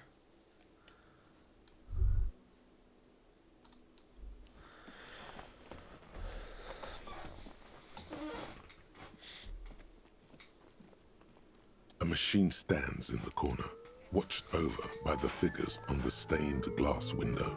It's turned on and quivering with soft electricity. Another radio computer. And this time it's already turned on. He seems cautious around the machine. These machines sometimes harbor traps, he thinks. Alarm systems and the like. Let's be careful. We should leave. I doubt this place bears any connection to the case. You're right, let's get out of here. I feel like there's something else I can talk to Tygo about. Or Tiago. Oh, hey, wait. There's coffee in the back. Oh, wait. I meant the mother's love. Other spooker? You just have to... Or search through her radio computer. The ones in the tent outside? Absolutely, man. Might even be... He said that in spite of himself. He's more... Never mind, I guess. There was a red check that involves him, and once you do it, he disappears. A machine stands in the corner, watched over. The lieutenant doesn't say anything, but you can sense that he doesn't like you meddling with the machine. Yes, but this machine looks just like the one in the Dune commercial area. It's also quite similar to the one we have down at the station. Must be the same model. He inspects the machine's framework, careful not to touch anything. The one you saw earlier was the Ream Civic. This is the Ream Prefect, a model number RC7024, equipped with a Feld mainframe and a Ream-compatible interim printer. The Ream Prefect is the governmental version of the commonly used Ream Civic model. Although mostly based on the same technology, the Ream Prefect is equipped with better noise attenuation circuits. Wait, let me just investigate it. Step behind the You computer. see fluorescent play and print buttons on the keyboard. A hatch connected to the central compartment is wide open. The lieutenant says nothing. You see the machine's glowing frame reflected back from his diamond-shaped glasses. Look You're inside. free Oop. to proceed. Look inside the compartment. Behind the hatch sits a cube-like crisscross of filaments, smoldering in the dark like fireflies. Silver tape on the side says, in black marker, log, February to March. Another filament memory. Press play to talk with the repeater. Nothing happens. The speaker comes to life. Static seeps through the machine's planar magnetic driver. An old lady greets you. Her voice sounds 100 years old. Good afternoon. Fortress accident on Saint-Brune. This is the East Insulindian Repeater Station 1. Please repeat. Is this the personal log? It's the same old woman you spoke with through the radio computer in the doomed commercial area. Yvonne, it's me again. How are you? Good, thank you. Please repeat. Is this the personal log? Fortress accident like the one in the doomed commercial area? I have two machines registered to this company name in Martinez. One on Saint-Brune, the other on Rue de Saint-Ghislaine. Saint-Brune, that's the church. And Rue de Saint-Ghislaine? That's the doomed commercial area. Anything else I can help you with? Looked inside the core, but the tape on the filament just said log Feb to Mar. Good. Please repeat the password. Let's look around. There's no use trying to guess the answer. Maybe he knows something. Password. I'm really bad at passwords. Can you give me a hint? No. A hint system is not part of the protocol for repeater stations. Is it my birthday? Still, no. Boo. This is a place. Please open this thing. I am contractually obliged to protect the privacy of the filament. Time to get a warrant. Accident. Without filing a warrant with Lintel, I cannot give you access to this filament. I'm afraid we are not doing that. Unless we want to wait for a month. And explain why we need to get access to the filament. Now, can you please repeat the password? I don't know the password. Received. I will register this login attempt. That sounds bad. A login attempt. Something a criminal would do. Well, Half-Light, you know. Fortress accident. Is there anything else I can do for you today? Thanks, but I'm finished with this call. Goodbye, Fortress accident. She says as her voice disappears into a whirl of static. The machine's keyboard is still illuminated, revealing fluorescent play and print buttons. Tiago, I would like to speak with you regarding your car's extended warranty. I mean, the password of the computer. Oh, hey, wait. There's coffee in the back. Oh, wait. I meant the mother's love. Have you by chance heard the viejita say the password to a radio computer? Too many times, Ese. You need it for something. Just tell me what's the password. Yes, it's for a first-degree murder investigation in Martinez. Honestly, I just want to break into the radio computer, see what's on Don't it. sweat it, vato. The password is afterlife death. What you think of that? Makes me almost pity La Nilita Pequeña when I hear it. Okay, bye. I think we're done here. Ah, that's where he disappears. The figure crawls off into the darkness above. That was an interesting conversation. However, I'm still not sure how it's relevant to our investigation. Oh, Kim. Kim. Everything is connected. Actually, that's one thing that I like about this game a lot, is that everything actually is connected. The machine's keyboard is still illuminated, revealing fluorescent play and print buttons. The speaker comes to life. Static seeps through the machine's planar magnetic driver. An old lady greets you. Her voice sounds 100 years old. Yeah, like all the side quests in this game. in addition to being very interesting, to just sort of build the world of Martinez and Mundi and all that stuff, they also all kind of interplay with one another. Basically, they burrow into Harry's brain, and he can use them to pass checks and stuff. Good afternoon, Fortress Accident on Saint-Brune. This is the East Insulindian Repeater Station 1. Please repeat. Is this the personal log? Let's try this again. I think I may have the right password for the personal log. Good. Please repeat the password. Afterlife, death. Good. I have unlocked the filament. After ending the call, please press print to access the filament. Fortress Accident, is there anything else I can do for you today? Thanks, but I'm finished. Goodbye, Fortress Accident. The machine's keyboard is still illuminated, revealing fluorescent play and print buttons.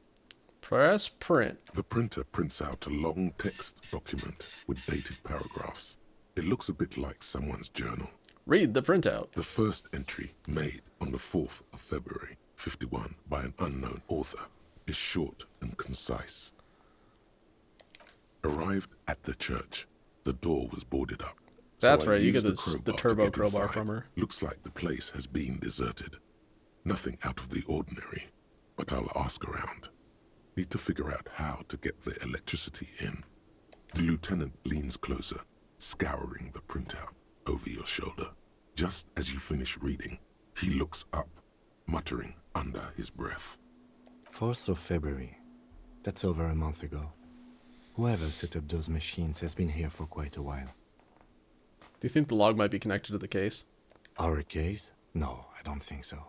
It must be some local eccentric. 6th of February, 51. Had a little chat with the local fishermen.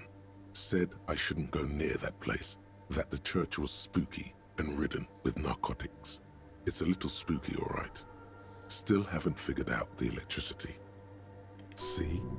Even one of the spookers themselves says it's unnerving. What was that about narcotics?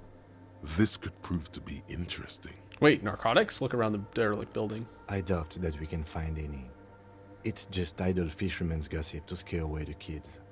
Looks at the stained glass window. Nothing spooky about this place either. It's just abandoned and cold, and in an awful part of town. 7th of February, 51. Finally got the electricity in. Next on the agenda, a new antenna. I'm thinking ESCA series, something advanced. Why would you need an antenna? Why would anyone need any of this equipment here? Steps on a wire running on the ground, inspecting it with his boot. Read the 4th entry. 8th of February, 51. Bought the antenna. Had some problems setting it up. Called Simor for help. Heard the others are back to making art. Drinking somewhere out of town. Sulislav started a rock band again. Lexi has been seen asking money from strangers. But at least the artists have their act together. They're qualified labor. They can get work anywhere. Graphic design, ads. The programmers are doing fine too. I mean, they're programmers. The writers, though, they're fucked. Yeah. I just have to find out what caused that data loss and be done with it. Still don't understand how it managed to wipe out the backup, when the backup wasn't even connected to the front. I know. Everyone thinks it's impossible. They say I must be lying. I'm here to set it right. Data loss. Artist program is Lexi. Who are all these people? Seems like something to do with radio computers. Unfortunately, I don't know enough about them to understand what the author is saying. Something about the backup data getting destroyed, and how everyone thought it was the author's fault. Let's just keep reading. I think these people worked in the radio computer games business, the one we saw in the Doom commercial area. They must be our former co-workers. 12th of February, 51. Brought some food from the grocery store. Apparently, there's a strike going on in the harbor. Definitely not happy to see the Martinez people again. Everything's now set up in the church. Going to start working tomorrow, 8 a.m. The strike. We are nearing the date of the murder. Keep reading. I'm interested now. I want to know what's that radio anomaly that sent this person here in the first place. 25th of February, 51. I've been sending data up to Lintel for a while now, trying to recreate the data loss, but nothing. Didn't even feel like logging in, the disappointment. But I did discover a curious audio-spatial anomaly at the back of the church. I've named it the Swallow. It swallows sound. Need to get some mics. Is she talking about? The lieutenant looks to his right toward the silence. Read the 7th entry. 28th of February, 51. Yes, the first recordings confirm that the Swallow is real, and I'm not just losing my mind. It's a pillar of silence, with a diameter of approximately 3 meters. Seems like the higher I go, the less I record. This might be a coincidence, or it could be connected to the data loss that led me here. The pillar of silence. She is talking about the silence. Is she suggesting it's more than just an architectural quirk? But what could it be? Look at the water basins behind you. The lieutenant doesn't answer. He follows your gaze, studying the basins. The water shines in them. No ripples. Read the 8th entry. March 51. Some kind of young disco men have appeared next to the church. I've been trying to record the silence to find the epicenter, but now it turns out I've also been capturing the future of dance music, one neo-disco song over and over again. Fortunately, the song is so monotonous, I was able to devise an algorithm to factor it out. The other day, one of the disco men came in. Before I could even say hello, she got scared and left. Good, I don't want anyone distracting me from my work.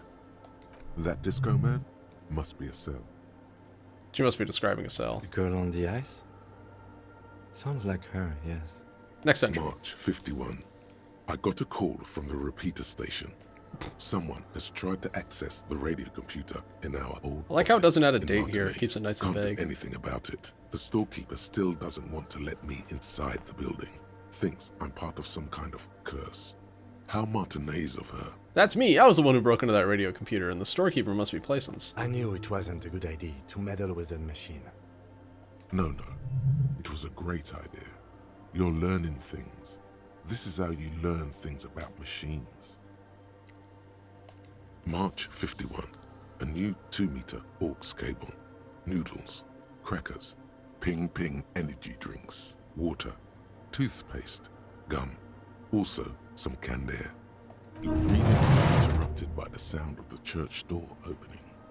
A strange woman makes straight for the radio computer.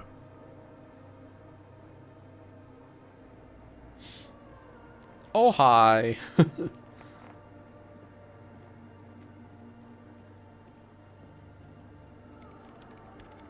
Breaking into my radio computer, I see. She glares at you as she holds down the off button for several seconds. The machine reboots. Yes, you are breaking in, but not into her radio computer. You're a master circuit bender. I do apologize for the intrusion, madame. We are with the RCM, you see. I can assure you I'm an expert circuit bender, not breaking into your computer. I'm using it to access Coalition military data links. We're on a side case representing a certain music venue organizers. We're not just breaking in. I'm pursuing a mysterious lead, searching for my lost identity. There are no Coalition military data links. And even if there was, you couldn't access them over a civilian network. Fine. I'm actually using your RAIM prefect to reach Coalition Warship Archer. I'm on a mission of great responsibility. That's nonsense. You're just a police officer. She barely looks up from her keyboard. You hear the machine whir back to Now life. please give me some room. I need 2 seconds to see that you haven't destroyed anything.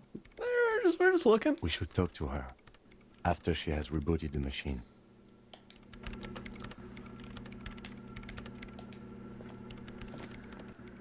What is it? The woman is still hunched over the keyboard, gently illuminated by the purring machine. Didn't break anything, did I? No, you just printed out my personal log and wasted some paper. Does not look like a big loss to her. Hey, are you the lead programmer of We're All Untethered by any chance? Yes. Or, no. Not anymore. That project is dead. She doesn't seem surprised to be recognized. rather sad. Something passes over her face before she straightens her back. Sorry, but who are you? What are you doing here? I am Soona Luukkanen-Kilde, the former lead programmer of Fortress Accident and RSA radios. I have over 16 years of programming experience, and I'm proficient in both Vox and Orbis languages. If you're not here to hire me, I don't really know how I can help you. Why did you give me your resume when I asked who you were, rather than just being like, "Oh, hi, I'm Soona." Anyway, have you seen the Crabman? Nope. But you know he's around. Yes. He's seen you. And? And the Crabman has seen you. I don't care. I don't care about Crabmen. She barely looks up, now tinkering with the machine's printer. Wow, she really doesn't. Not afraid, this one. Why are there so many machines in this place? I brought them here. These are my machines. Please don't touch anything. Why do you need an antenna? Point at it. I use the AR-1 as my RAIM prefix processing unit. RAIM prefect. That's your radio computer, right? Mm-hmm. And the antenna is its processing unit? Yes. You really don't know anything about radio computers, do you? No, I'm a master circuit bender. I know everything. Not really. I know a little. I don't really know much about anything in this world, to be honest. All right. Well, all radio computers perform operations up on air. So in order to gain more processing power, you need to invest in a good antenna. Wait, what's on air? It's the cloud. On the front, the unified front of radio waves, licensed and controlled by Lintel in the East Insulindic region. It's all around us. That's what on air means. Like love. And the AR-1, is it a good antenna? I guess it is. So far I've been quite satisfied with it. Martinez is an unstable region with bad coverage, and the operation has been surprisingly stable. But it's not the cheapest one on the market, so I wouldn't recommend it for your regular red tape operations. Fraser 1000 is a foolproof line for civilians. Anyway, you should do some research before you decide to buy anything. Ask around, compare the prices. There are many milieus dedicated to that sort of thing. She liked telling me this. It calmed her nerves. What are you doing with your radio computer? I'm working. The machine seems almost alien with its pulsing core. The light casting her face in a strange shadow. Working on what? Could you just shh for a moment? Or get to the point. I really need to focus on something. It's not just rudeness. It really is hard to concentrate on whatever she needs to do. And you're not helping. Isn't your RAIM prefect radio computer made exclusively for government use? So you do know something about computers. You're right. Prefect is used mostly by the government peeps. So why do you have it? Because I needed something good for my investigation, and RAIM Civic is widely agreed to be below all standards. So I had to upgrade. Besides, owning a RAIM prefect isn't such a big deal anymore. No, actually, it is kind of a big deal. You don't see RAIM prefects in every police department, for example. You have to get your hands on it. I know a friend of a friend who used to freelance for the Coalition. I was actually aiming for the military-grade RAIM Rational series, but couldn't find one.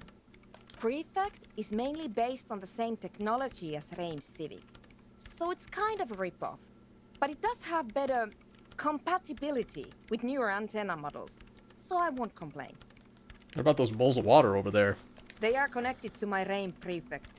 Whatever you do, just please don't move them, okay? Thanks. Right, I'll try not to touch anything. Next question. Great. She dwells back into the glowing terminal. What are you doing in an abandoned church? You really like those questions, Yep. don't you? Yep. There's a hint of amusement in her tired eyes. They're bloodshot. She really hasn't been getting much sleep lately, has she? I'm a police officer. It's my job to ask questions. You're occupying a public space. I need to know what you're doing here. There have been complaints from your neighbors. I'm conducting scientific research here. You can't throw me out. She says, ready to stand her ground. What I'm research? looking for the location of a 2mm hole in the world. She's looking for a disruption in the radio waves.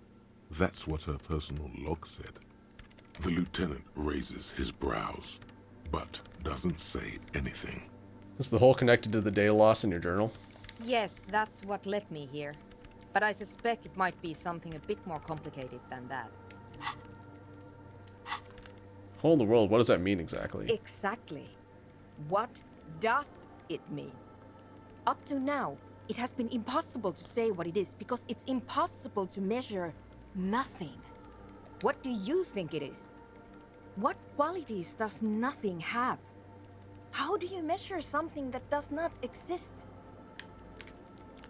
She's suddenly absorbed in the conversation, waiting for your answer. That's a little above your pay grade at the moment. Hold on, does it mean we're now living in a world that has holes in it? I can't even understand how we're talking about something that doesn't exist, let alone measure it. I don't know, I'm just here. I'm not here for some size, just want to solve a murder so I can go home. Home, yeah, that's a thing that we have. I don't know. Are we? That's what I'm trying to figure out here. But how do I figure it out? You measure it by its surroundings, by that which does exist, which is what I've been trying to do. I've tried using hydro transducers to record the silence, to find out where it begins. We know where the hole is because we know where it isn't. Hydro transducers. So that's what those water basins are. Devices for recording sound through water. But honestly, it's not progressing very well. She grows silent, staring at her circle of basins. It looks like some kind of ancient ritual. Do you have any idea where the hole might be located? Somewhere underneath those roof beams, I assume. She looks up, eyes trying to pierce the pitch-black heights above, but without much success. Only a faint crisscross of rafters can be made out from the dark. Most of the tower disappearing into the shade. Strange things may flourish in the dark. Why there? There's this place at the back of the church. A place where all audible vibrations seem to cease. I've named it the Swallow. And the higher you go, the less you record. The Pillar of Silence? Are you sure it's not just an architectural quirk? Maybe, but it's oddly close to the physical coordinates of the data loss that led me to this place. This is where the Crabman lives. I know. You don't think Crabman might be somehow responsible here? No, I don't. Yeah, me neither. You said that the research isn't going well. Why not? Because it's just trial and error, trying to locate the Swallow, the exact point in space. And I don't have a... You know what? It would be really helpful if you could just stop talking and let me work. Don't have a what? That's all I wanted to know about this scary 2mm hole in the world for now. Great. Thanks. Hey, about that 2mm hole again. You mean? What about it? Great. Thanks. How do you feel about hypnotic dance music? What? I hate it. I bet she hasn't even heard it. Have you even listened to it? Like, actually listened? Yeah. Like, all the time. My tent neighbors don't really ease up with their partying, do they? She pulls a face that looks absolutely scathing. Maybe I'd have to be on drugs to get it, but to a sober mind it just sounds like uninspired rug whipping. No idea what it has to do with either dancing or music. Right, but how do you feel about a club for hypnotic dance music? This is about those speed freaks in the tent, isn't it? I've got some news for you. It's not a nightclub they want to build here. What do they want to build then? Take a guess, why don't you? They're also planning on building a drug lab. A youth center would be nice, a petting zoo, for a place for animals, maybe a community space to help the elderly. I'm still convinced we want to establish a nightclub for hypnotic dance music. They said it was their dream. Bingo! That's exactly what they're up to. Ah, wonderful. Lieutenant whispers, admiring the embellished pillars and the spectacular architecture in the church. Now this house of worship is also going to be a drug lab. Always something fascinating happening in tents. They're just encouraging an active youth culture here. Nothing wrong with that. Mind-altering substances are a vital part to the hypnotic club scene. It helps bring the community together. So that's settled. Great. No nightclubs in the church then. I wasn't kidding earlier about contacting Coalition Worship Archer. Can you help me? Do I look like someone who has time for side projects at this moment? She doesn't even look up from her computer. If you want her help, maybe you should help her first.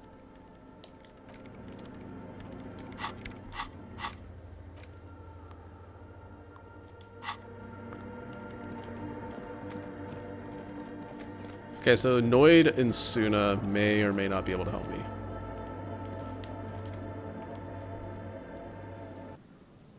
It's getting dark. It's 5:45 in March.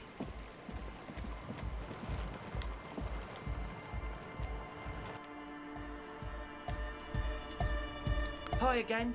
So, how are things going? Looks excited. The tips of his hair are sharpened white. The bleach has consumed almost all the toothbrush on the mirror in front of him. Oh, yeah. And? What happened? Talk to the crab man. Oh, man. Who is he? What did you think? He seemed okay, to be honest, very spiritual. He gave me this odd lecture on alcoholism before rambling on and on about mother's love. You're right. He's a true narcomaniac, and the way he climbs it was terrifying. Really? Huh. Interesting. What's he doing in the church?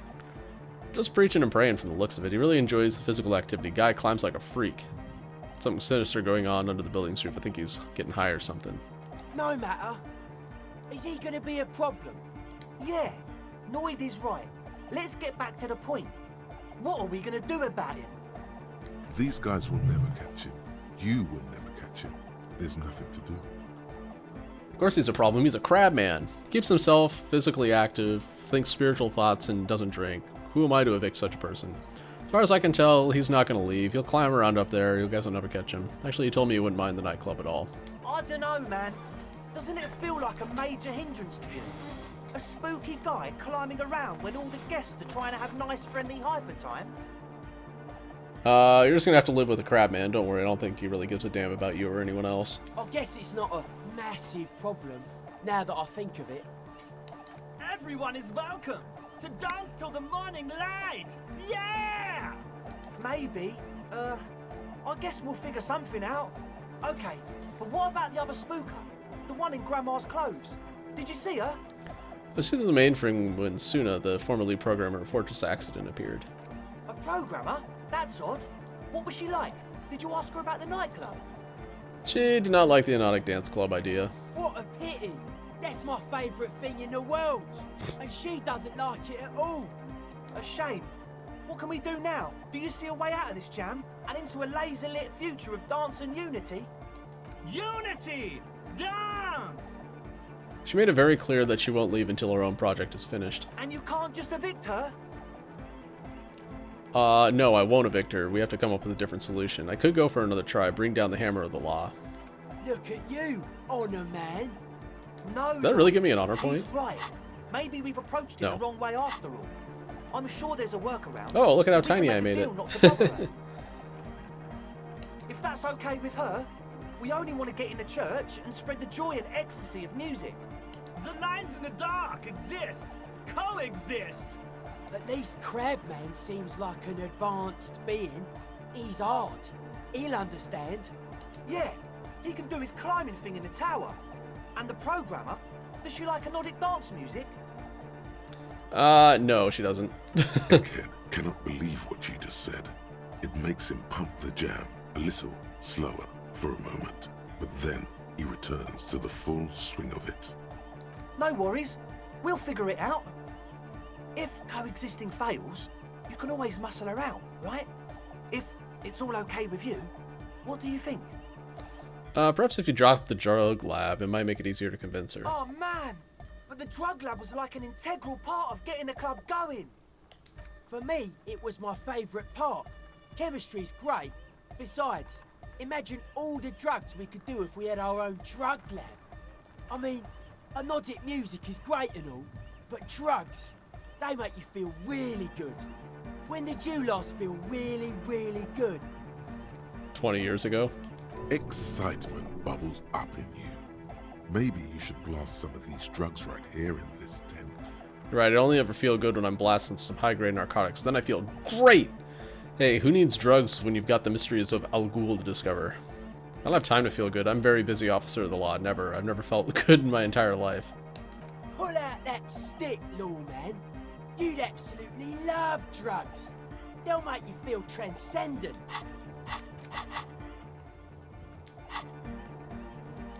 I refuse to throw her out, but I can try convincing her. Right, see how it goes. Excellent. Good Dude, I'm luck, my curious. friend.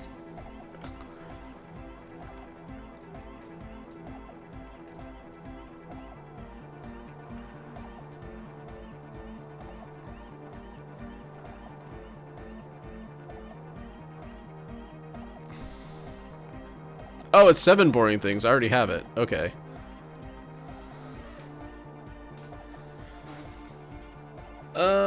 Right. Goodbye, officer. I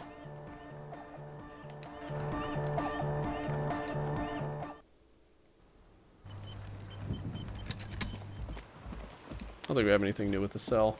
Hello again.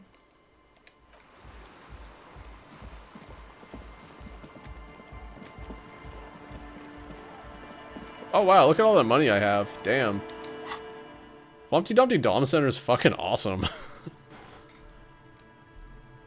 It's... Actually, the experience has been pretty good too, but I've gained like 20 or 30 real today.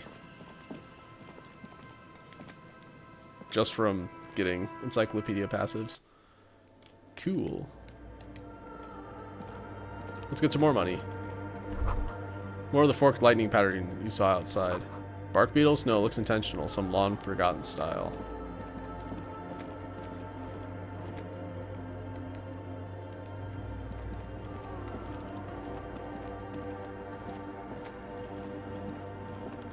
Yes, what is it? What if you didn't have to leave? I talked to Andre. He wants to make it work. I don't want to make anything work. She replies, her expression unchanged. Hold on. You don't want to make anything work? Alright, got your message. Yes, anything. I don't want to make anything work. It's not the anodic dance music that's made her bitter. It's the failure of Fortress Accident. Yep, we're bringing it up. Are you bitter because your radio game project failed? That's right. If we couldn't get our Welkins to happen, I don't want anything to happen. Ever again. That's rude. There's not a trace of irony in her voice. She means it. I'll be right back. I knew that the Wompty Dumpty Dom Center was gonna fuck me. That's where that -2 comes from. Alright, let's see what we got. I don't think I have very good suggestion stuff. Oh, there's some suggestion right there.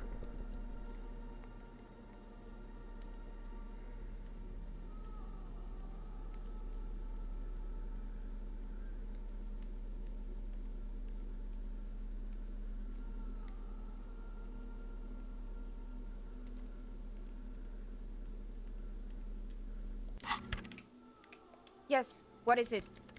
Convince her to cooperate with the Ravers. Research not going well. Discovered Fortress accident. Discussed FA with Dice Maker. Oh yeah, I did, didn't I? Easy. When her research is done, she can move out. Listen, about your research, you mentioned earlier that it's not going very well. Maybe I can help with something. What? No, I don't really need any help with the project. But if I could help you finish the project, then you wouldn't have to live in a church next to a boom boom music next to the boom boom anymore. Just think about it. She thinks about it. A glassy look in her eyes. A gust of wind brings more snow in from the broken gallery.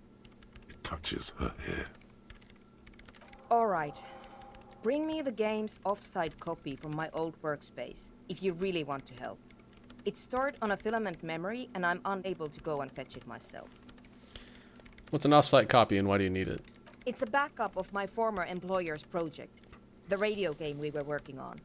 It's stored on a filament memory, just like the one inside this radio computer. She points to the glowing cube inside the machine. She's making it extra simple for you. The backup itself is destroyed now, but I'm hoping to use what's left of it to pinpoint the exact location of the anomaly. You just have to go to my old workspace and get the filament. By your old workspace, do you mean the studio of Fortress Accident in the Doom commercial area? Yeah, that's the one. You can get in through the bookshop. You just have to do some explaining to the bookstore lady. Wait, you mean Pleasance? That's her name, I believe. Actually, I've already been there. Good. Then you might know the giant ice bear fridge in the building. Oh, sure do. We hit a body in there. Inside the fridge. Just go and get it. Where exactly is the offsite copy? In the giant ice bear fridge. I just told you. It has red glowing eyes. It's impossible to miss. You just It need very to much get was the not in offsite there. copy from the ice bear. But you've been to the fridge and it wasn't there. There was a note saying... I found a note on the ice bear fridge.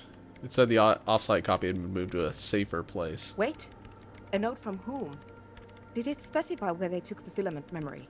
It said the offsite copy had been taken to a nearby ice cream maker. The note was signed by someone named Suliswaf. Jawiza.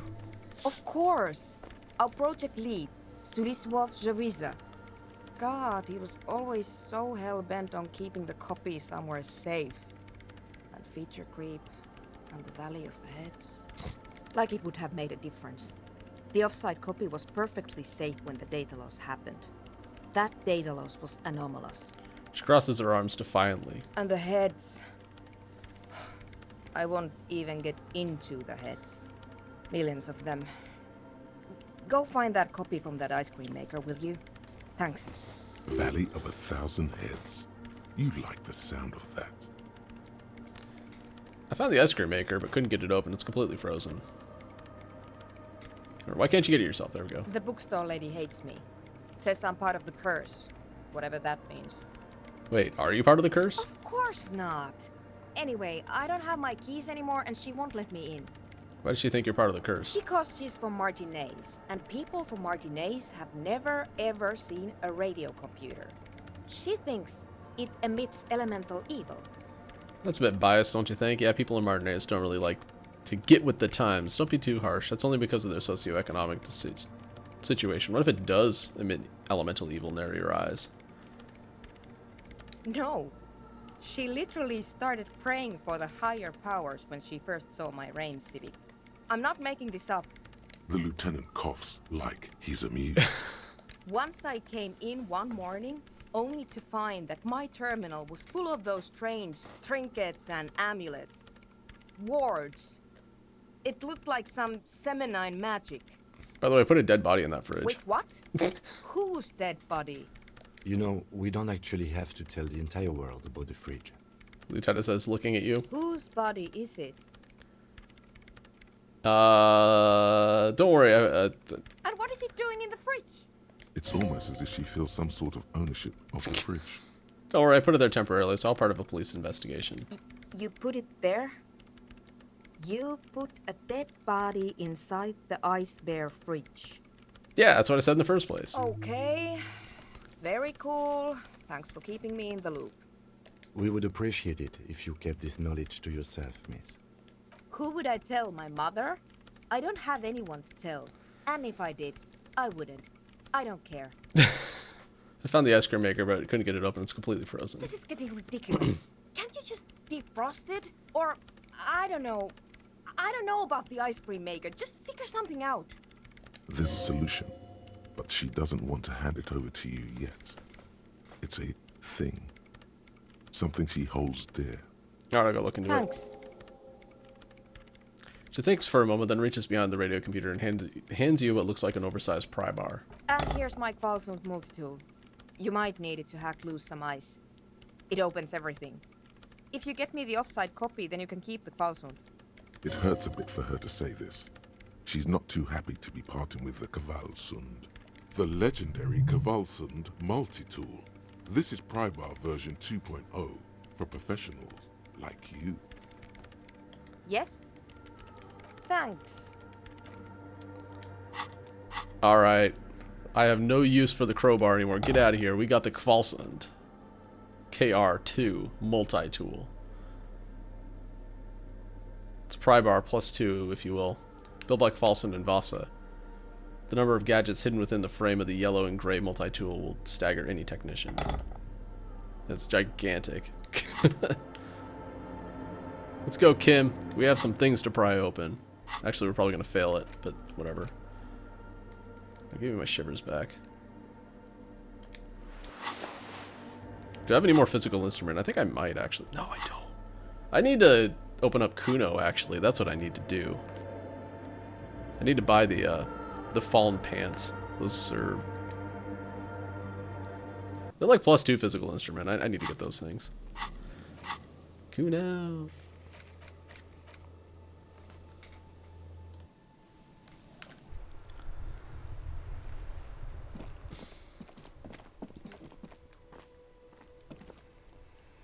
I just realized that this Kvalsund multi-tool looks like the thing that Saul Bad Guy uses in Guilty Gear.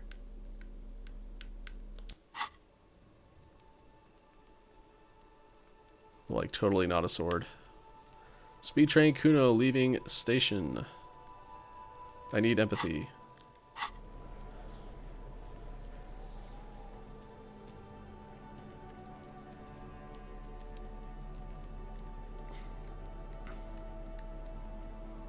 I know I have some. Not much, but some still.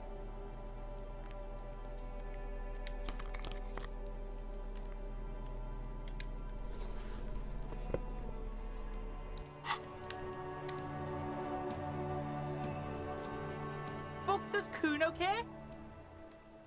Kuno...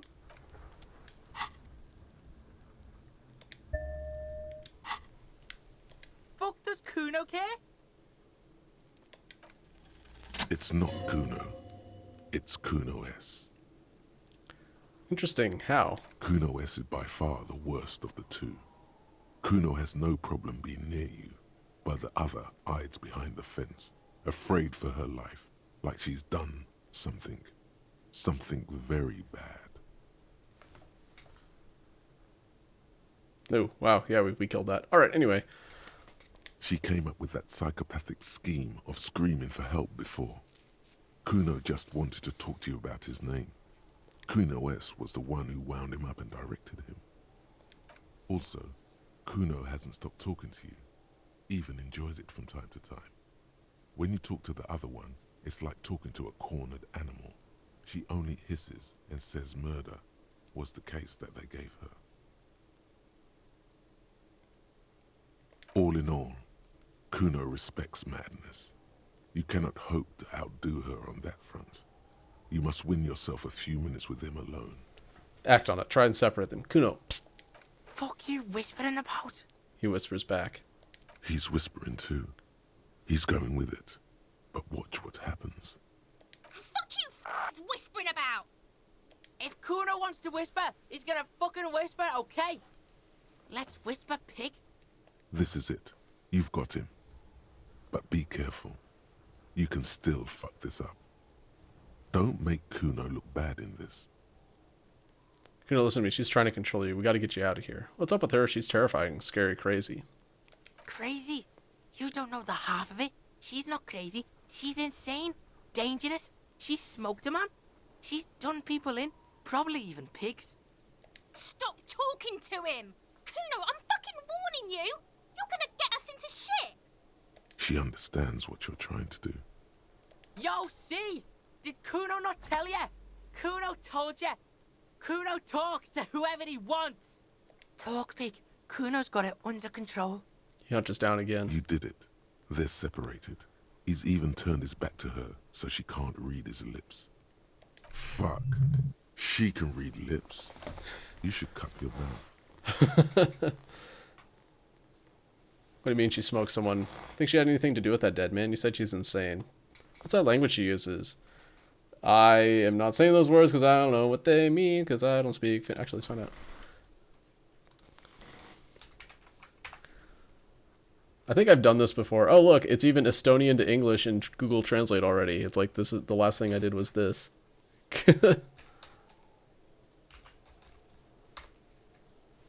Oh, but it's Finnish.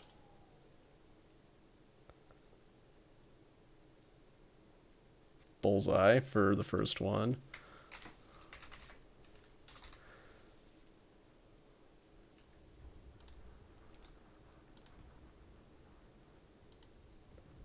Cool. Thanks for the help, Google.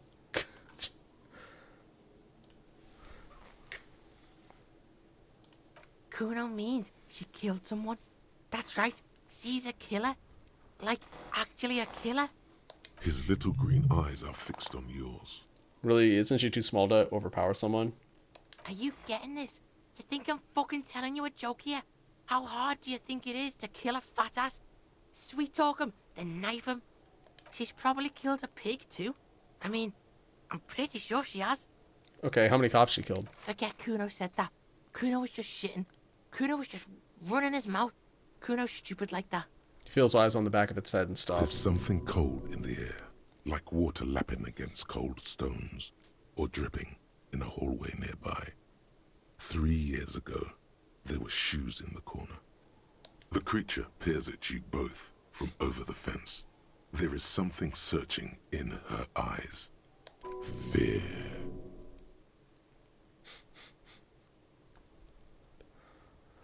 Half-Light, man. Alright, I think she has anything to do with the dead man. She would have liked to fuck him up, but she didn't. Kuno wasn't around, and C was with Kuno. Where were you? Look, Kuno's gonna put you at ease. We didn't do it. He speaks the truth, my liege. Thanks, Rama. He said she's insane. Yeah, she's psycho. None of that kiddie psycho. Cat burning shit.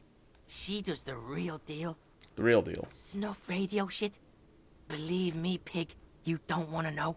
Actually, I probably should want to know, being the police and everything. What's the language she uses? Fuck knows. She says it's the song of her people or some shit. What people? Crazy people. The fucking Nakis. I don't know. It's Suruese. The Suru are an indigenous ethnic minority in the social democratic powerhouse, Vasa, on the tundra and tiger-covered Isola. Do we have Sami on Google? Far away from here. As far as possible, really. Oh, damn, we do. Color is...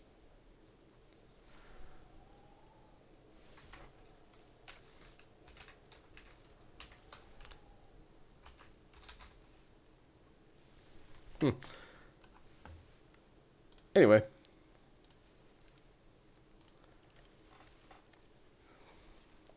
Suruese? Like that man from Helmdall shit? She could be. She could be that Helmdall shit.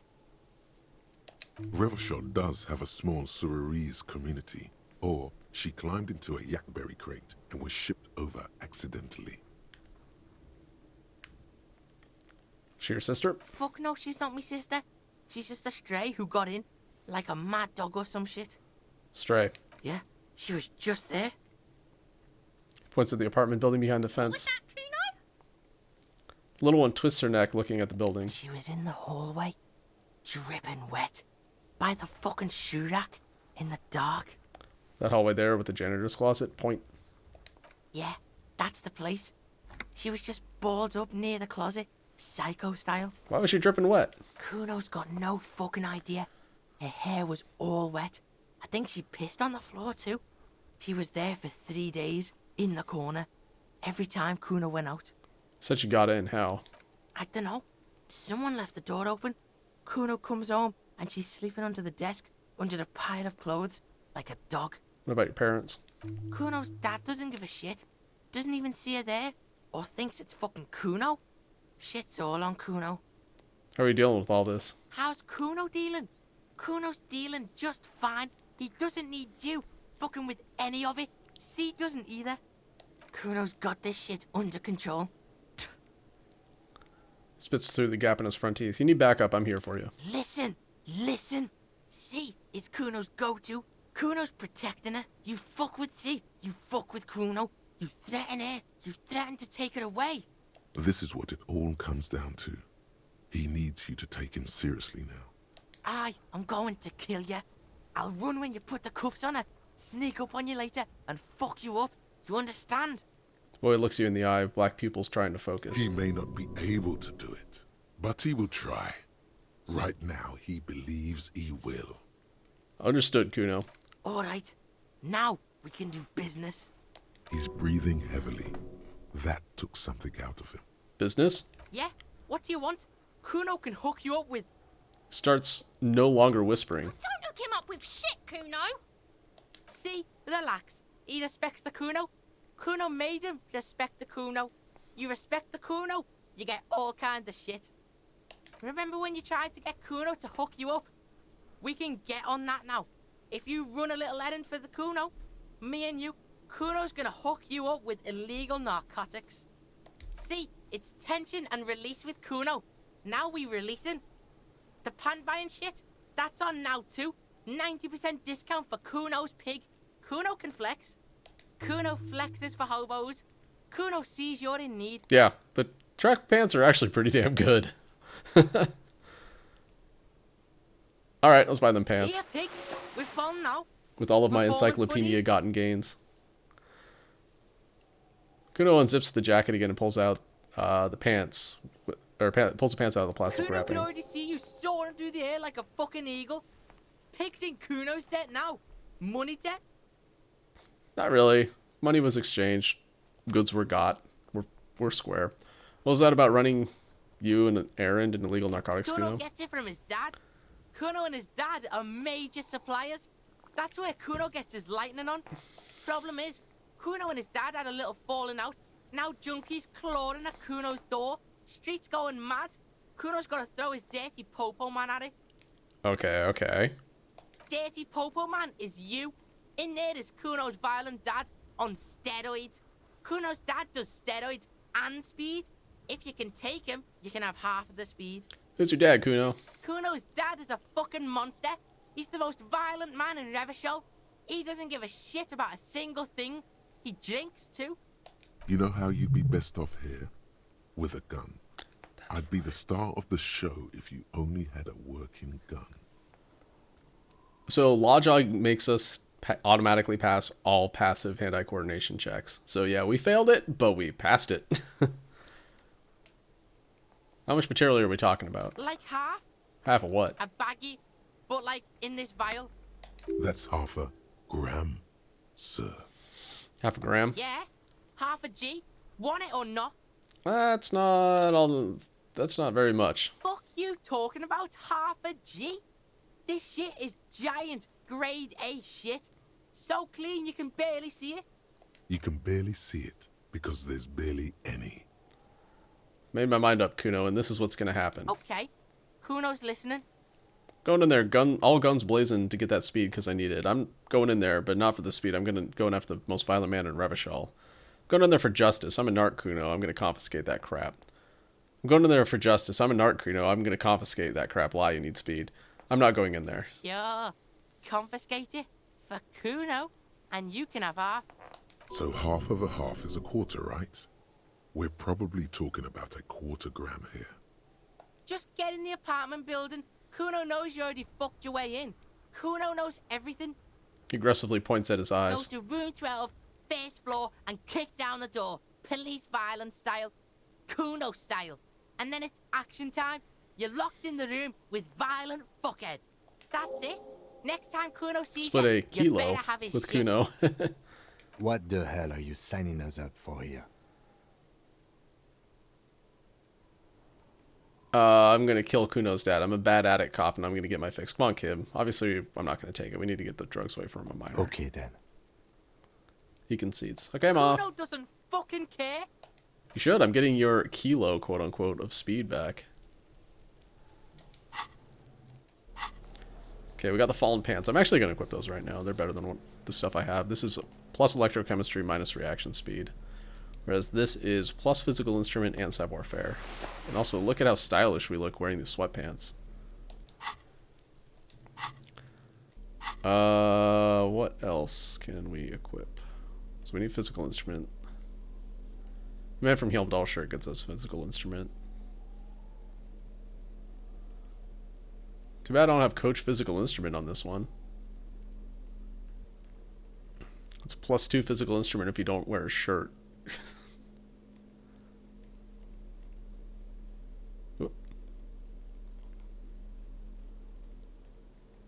Okay, this is what all we're gonna get. But we have like 6, 5. That's fine. That's fine. Maybe. Probably gonna have to do this more than once. It's just how the cookie crumbles sometimes. This orange machine is buzzing like an old submarine. It has a hand-cranked ice cream churner on top and an electric freezer that appears to be frozen shut. 2 cables are plugged into the breaker box. The red one leads to the ice bear fridge and the black one to the ice cream maker nearby. Something close to you dies with a soft electric purr. Very smart. Opening the lid should be much easier after the ice cream maker has defrosted.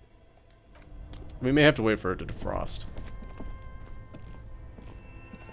This orange machine is dead still. It has a hand-cranked ice cream churner and an electric freezer. The ice around it slowly melting.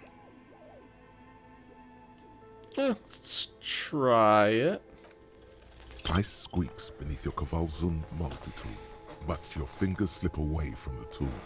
The lid shutters tightly as before, and it's already unplugged. There's not much else to do other than wait for it to defrost or bulk up and get stronger.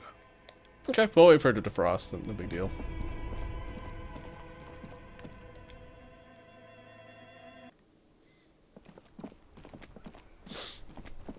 Let's go talk quote unquote to Kuno's dad.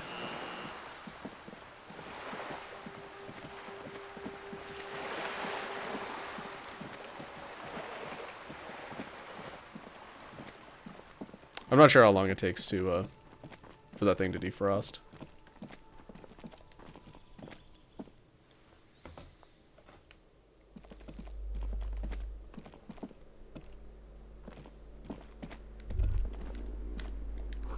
These shoes come in 3 different sizes.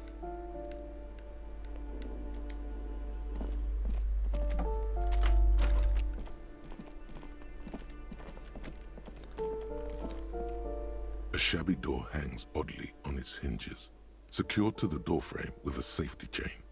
An unpaid energy bill is attached, threatening to cut off the electricity. It's addressed to Mr. Uno Doroita. Looks like we found out where Kuno's dad lives. Pointed the bill on the door. And the place comes with 3 months' worth of utility bills. No response. The apartment numbers have fallen off the door, leaving the panel with a sticky 1 shaped shadow and a marker drawn 2. You'll need to equip the chain cutters to enter. Snip right through the metal. That's a pretty low check, too. Basically, as long as we don't roll a 1, or roll a 2, rather, we'll get in no problem.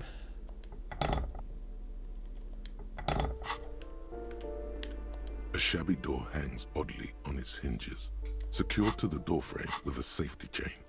An unpaid energy bill is attached, threatening to cut off the electricity.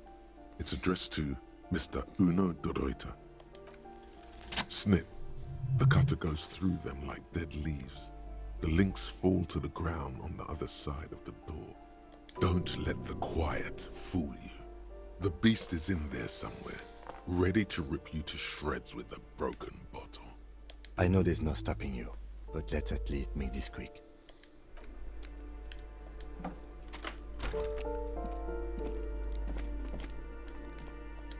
This game is a feel-good, wonderful experience. Kuno de Reuter is the name on the unfinished homework. It's from 2 years ago. A phone book lies open on the table, covering a stack of utility bills. Right next to it, in plain sight, sits a small bottle of amphetamine, conveniently equipped with a straw. Lieutenant, I've located psychoactive substances on this table. Good. Confiscate it. The minuscule amount of amphetamine doesn't interest the lieutenant in the slightest. He listens instead to something in the other room. Do I want to take the speed? I don't really think... Yeah. You pocket the bottle as if that it were kind of the taking the most speed. natural thing in the world. Blast it before you face the beast, De Ruita. You're going to need the encouragement. Glossy erotica covers the wall, wrinkled with moisture. What kind of moisture? Best not to think about.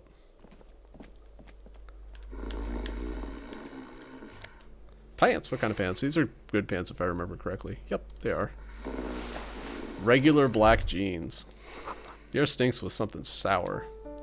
A bundle of clothes heaped on the bed. A stained parka, some towels and a duvet. Some socks even. In the dark, it looks like a nest. Hold up, Lieutenant. Look at that pile of clothes. Mm-hmm. Lieutenant has covered his nose. Slowly reach out your hand. Something underneath there is breathing. It doesn't give a shit that you're a cop. Stop your hand now, or you're gonna die. Take it easy, Half-Life. Not everything is going to kill you. It's not too late. No one's going to blame you for backing out. You don't have to do this. Just get out. Your hand touches a greasy duvet covered in cigarette burns and ketchup stains. You hear a growl. There is something alive underneath it. Pull the blanket off. You see a 60-year-old, fat, red-headed man passed out, from large amounts of alcohol, and God knows what else. The smell of shit rises from his mouth. You don't have to take him down. He's already down. Kim, is this thing even alive? Is this Kuno's father we're seeing? Maybe we should help him somehow. Took your amphetamine, old man. I'm afraid it is. Look, it moves. Points to a fleshy lump sticking out from the other end of the blanket. The limb seems to be twitching from time to time. And look, the other foot is camouflaged by a striped sock bearing the name Maxtor on the sole. 3 toes are poking out of a hole. Maxtor is a gas company. He's wearing free socks from a gas company. They probably came with the bills. A groan rises from the man's throat, dry like a death rattle. He's trying to say something in his sleep. Okay, so for this perception check, I need to re-equip some stuff to get it better. Because I did unequip the perception boots. This is Kuno's father we're seeing. Judging by the color of his hair, I would say yes, it is. The lieutenant's right. The man's unwashed hair bears a familiar ginger tone. Even the hair on his chest is coppery. The light from the window falls into his half-open eyes. There's still plenty to be scared of here. Just not what you thought. I was expecting something worse. I can't believe it. Kuno's dad isn't a loser. It must be someone else. Doesn't look like he's gonna fuck anyone up anytime soon. No, it really doesn't. This looks very hard to recover from. This man won't be feeding his family anytime soon. Not that he was, but at least he won't be beating his son. A pair of half-open bug eyes is staring back at you from the dark, empty, and frozen. It's clear that the person behind them is not awake. His half-open eyes give him the look of a dead man, but he is in there and not enjoying himself. Hold on, what happened to his eyes? He's gonna sleep it off. I know this shit. This is serious damage. I'm still not sure he's dead. Can't you tell? It happens to exceptionally committed substance abusers. They fall asleep with their eyelids still open. Not a pretty sight.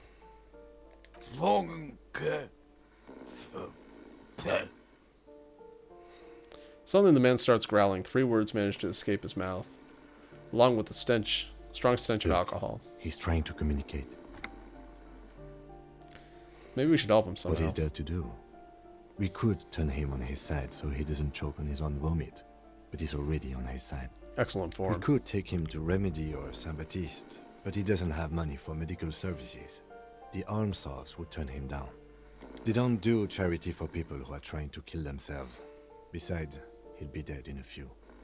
Lieutenant stops, listening to him. The pile of blankets grunts miserably. Silence. Only heat emanates from the sleeping body.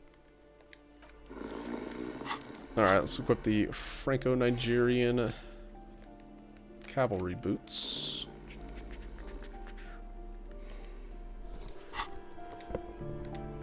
The aging alcoholic is still there. The man groans once again. I didn't need to but equip his those, tongue whatever. keeps failing him.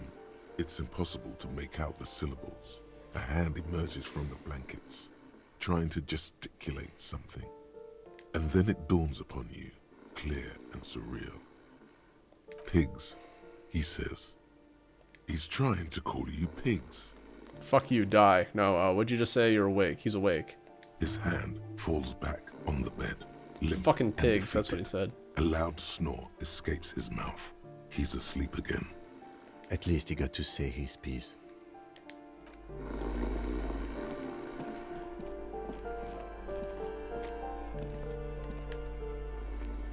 Am I Krasmazov?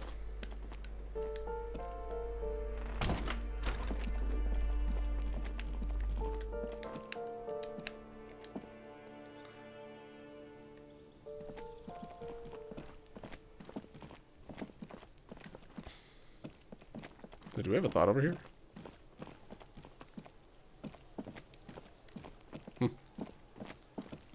Guess not.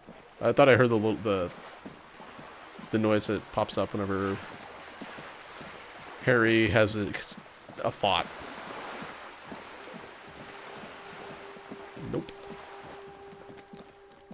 let's try this thing with Kuno. Ian.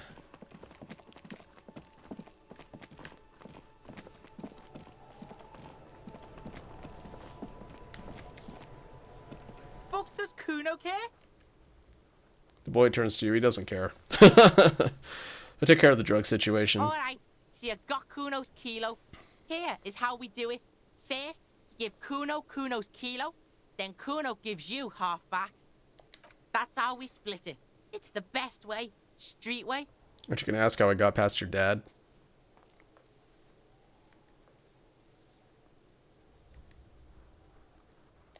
Word on the street is, you sent your little friend in dressed as a hooker, distraction style. That's some sick shit. He nods approvingly to the lieutenant. Not a single muscle moves on the lieutenant's face. Kuno wants to hear all about it, but first we split the kilo, then we shoot the shit. By kilo, you mean gram, right? Kuno knows what Kuno means. Alright. Wow, that's heavy. He waves a minuscule bottle around, then slips it into his coat pocket. There you go. More than half in there. Kuno's fucking honorable like that. There is no movement on the lieutenant's face as he stares intently at the trash container. I wonder if I got an honor point for that. Nope. Now tell me, how the fuck are you still alive, pig? Looked around in there. It's not the easy life you've got going on in that apartment. The fuck do you know about Kuno's life? Kuno's got plans. Get the fuck out of here. Yeah, we got plans. 6 meters underground, below piping from before the war, the collapsed remains of the Martinez storm drain system. There are 2 stolen flashlights with piles of batteries next to them, beside 2 bedrolls, in the dark and opening into the lower tunnels. Kuno, I met your dad. Yeah, you do some Sambo shit, sneak in. Is the hooker thing real? Sambo is an acronym for Samoan boxing, graceful martial arts stuff. Sambo style implies stealth, cleverness, and cool. Just letting you know. It was dark in there. We sneaked in and got out. That's what you said. Kim dressed up as a hooker, full drag, distracted him. Kuno, your dad, is half dead, alcoholic. He's sleeping under some clothes. What? His eyes become large and round. His posture changes. The swaying rooster motion stops for a second. Then he gets it going again, reorienting himself. Fuck right. Kuno's dad was sleeping like a bum. Kuno told ya. Kuno's dad doesn't give a shit about anything. Fucking breaking and entering shit. That's nothing to Kuno's dad. You got lucky, pig. Kuno knew this. Kuno's fucking violent fiend dad's been drinking hard lately. Kuno knew you have a way in. Narrow window. Kuno window. Kuno window. Come on, kid. Just stop. Stop acting tough, kid. You don't have to be scared of him anymore. Whatever scary thing he might have been now, he's nothing. Yeah, I was wrong. A real hardcore. Real killer. Yeah? Kuno's dad is fucking nothing. Fucking coma shit. Stroke shit. Kuno's dad is so fucking violent. He's had a stroke many times. Shit. Kuno's gonna have one too. Gonna be just like Kuno's dad. Speed shit. Crime shit. Fucking on the bed. Kuno's gonna go out like Kuno's dad. Revachol West style. Stop saying all this sad shit, Kuno. The whisper becomes smaller than usual. There's a touch of grief in there. Yeah, because the sad thing is that's probably true. Fuck you talking, sad? Kuno's got hard shit, death shit, nothing shit. You don't have to turn into that. Chances are you are going to turn into that. Fuck right Scared straight. Now get your nun ass out of here before Kuno fucks it dead. You think because you broke Kuno 1 gram of speed, you're friends now? Turn into... Kuno ain't turning into shit. Kuno is that shit. If he doesn't stop soon, he's going to collapse from exhaustion. He's red all over. Kuno won! Oh, you won, Kuno! The relief is palpable. The little hat jumps up and down behind the fence. He did not win. There is a crack in there now, and it's spreading across the face of his certainty. It's a textbook with your name on it in the apartment. Yeah, so fucking what? It says Kuno, not Kuno. Kuno de Reuter. Fuck are you talking to Kuno about that kiddie shit? I like it. Kuno de Reuter. He He's trying to fuck you again. Fuck out of here. Kuno knows it's fucking lame. That's why Kuno changed it. Kuno can change his name into anything. Gonna change my name into... Don't change your name It's kind of taken. Kuno. Ton of unpaid utility bills there. Fuck right there, where? Fucking 3 years or some shit. Let me guess, Kuno's dad doesn't give a shit about him. It's no place to live in. You have to find somewhere else. Find a job, pay him yourself. Dad can't handle things anymore. Change the topic then. Yeah, that's right. Kuno's dad doesn't give a shit about that electricity and light shit. Just wants to pound on people and drink. That's right. It's a shithole. Kuno's gonna move underground, Leroy shit, ancient shit. Kuno's gonna live in a fucking catacomb. Yeah, in a tomb, Kuno. Little one seems overjoyed at the prospect. Yeah, pig. This shit is done. Now get the fuck out of Kuno's face. Kuno needs to drop the bomb. Alright, well, I don't want to stop you from that. Kuno doesn't fucking care. Enjoy your poop. Alright, I think with that, I'm going to go and call it a night here. Yeah, we'll pick this up again next week. So yeah, we're going to play some Metal Gear Solid 4 over the weekend. Hopefully on both Saturday and Sunday. So, should be able to put a pretty big dent in it then. We'll see how far we get. I'd be surprised if I finish, but we'll see. So anyway, until then, have a good rest of your night, everybody. Thanks for watching, and catch you next time.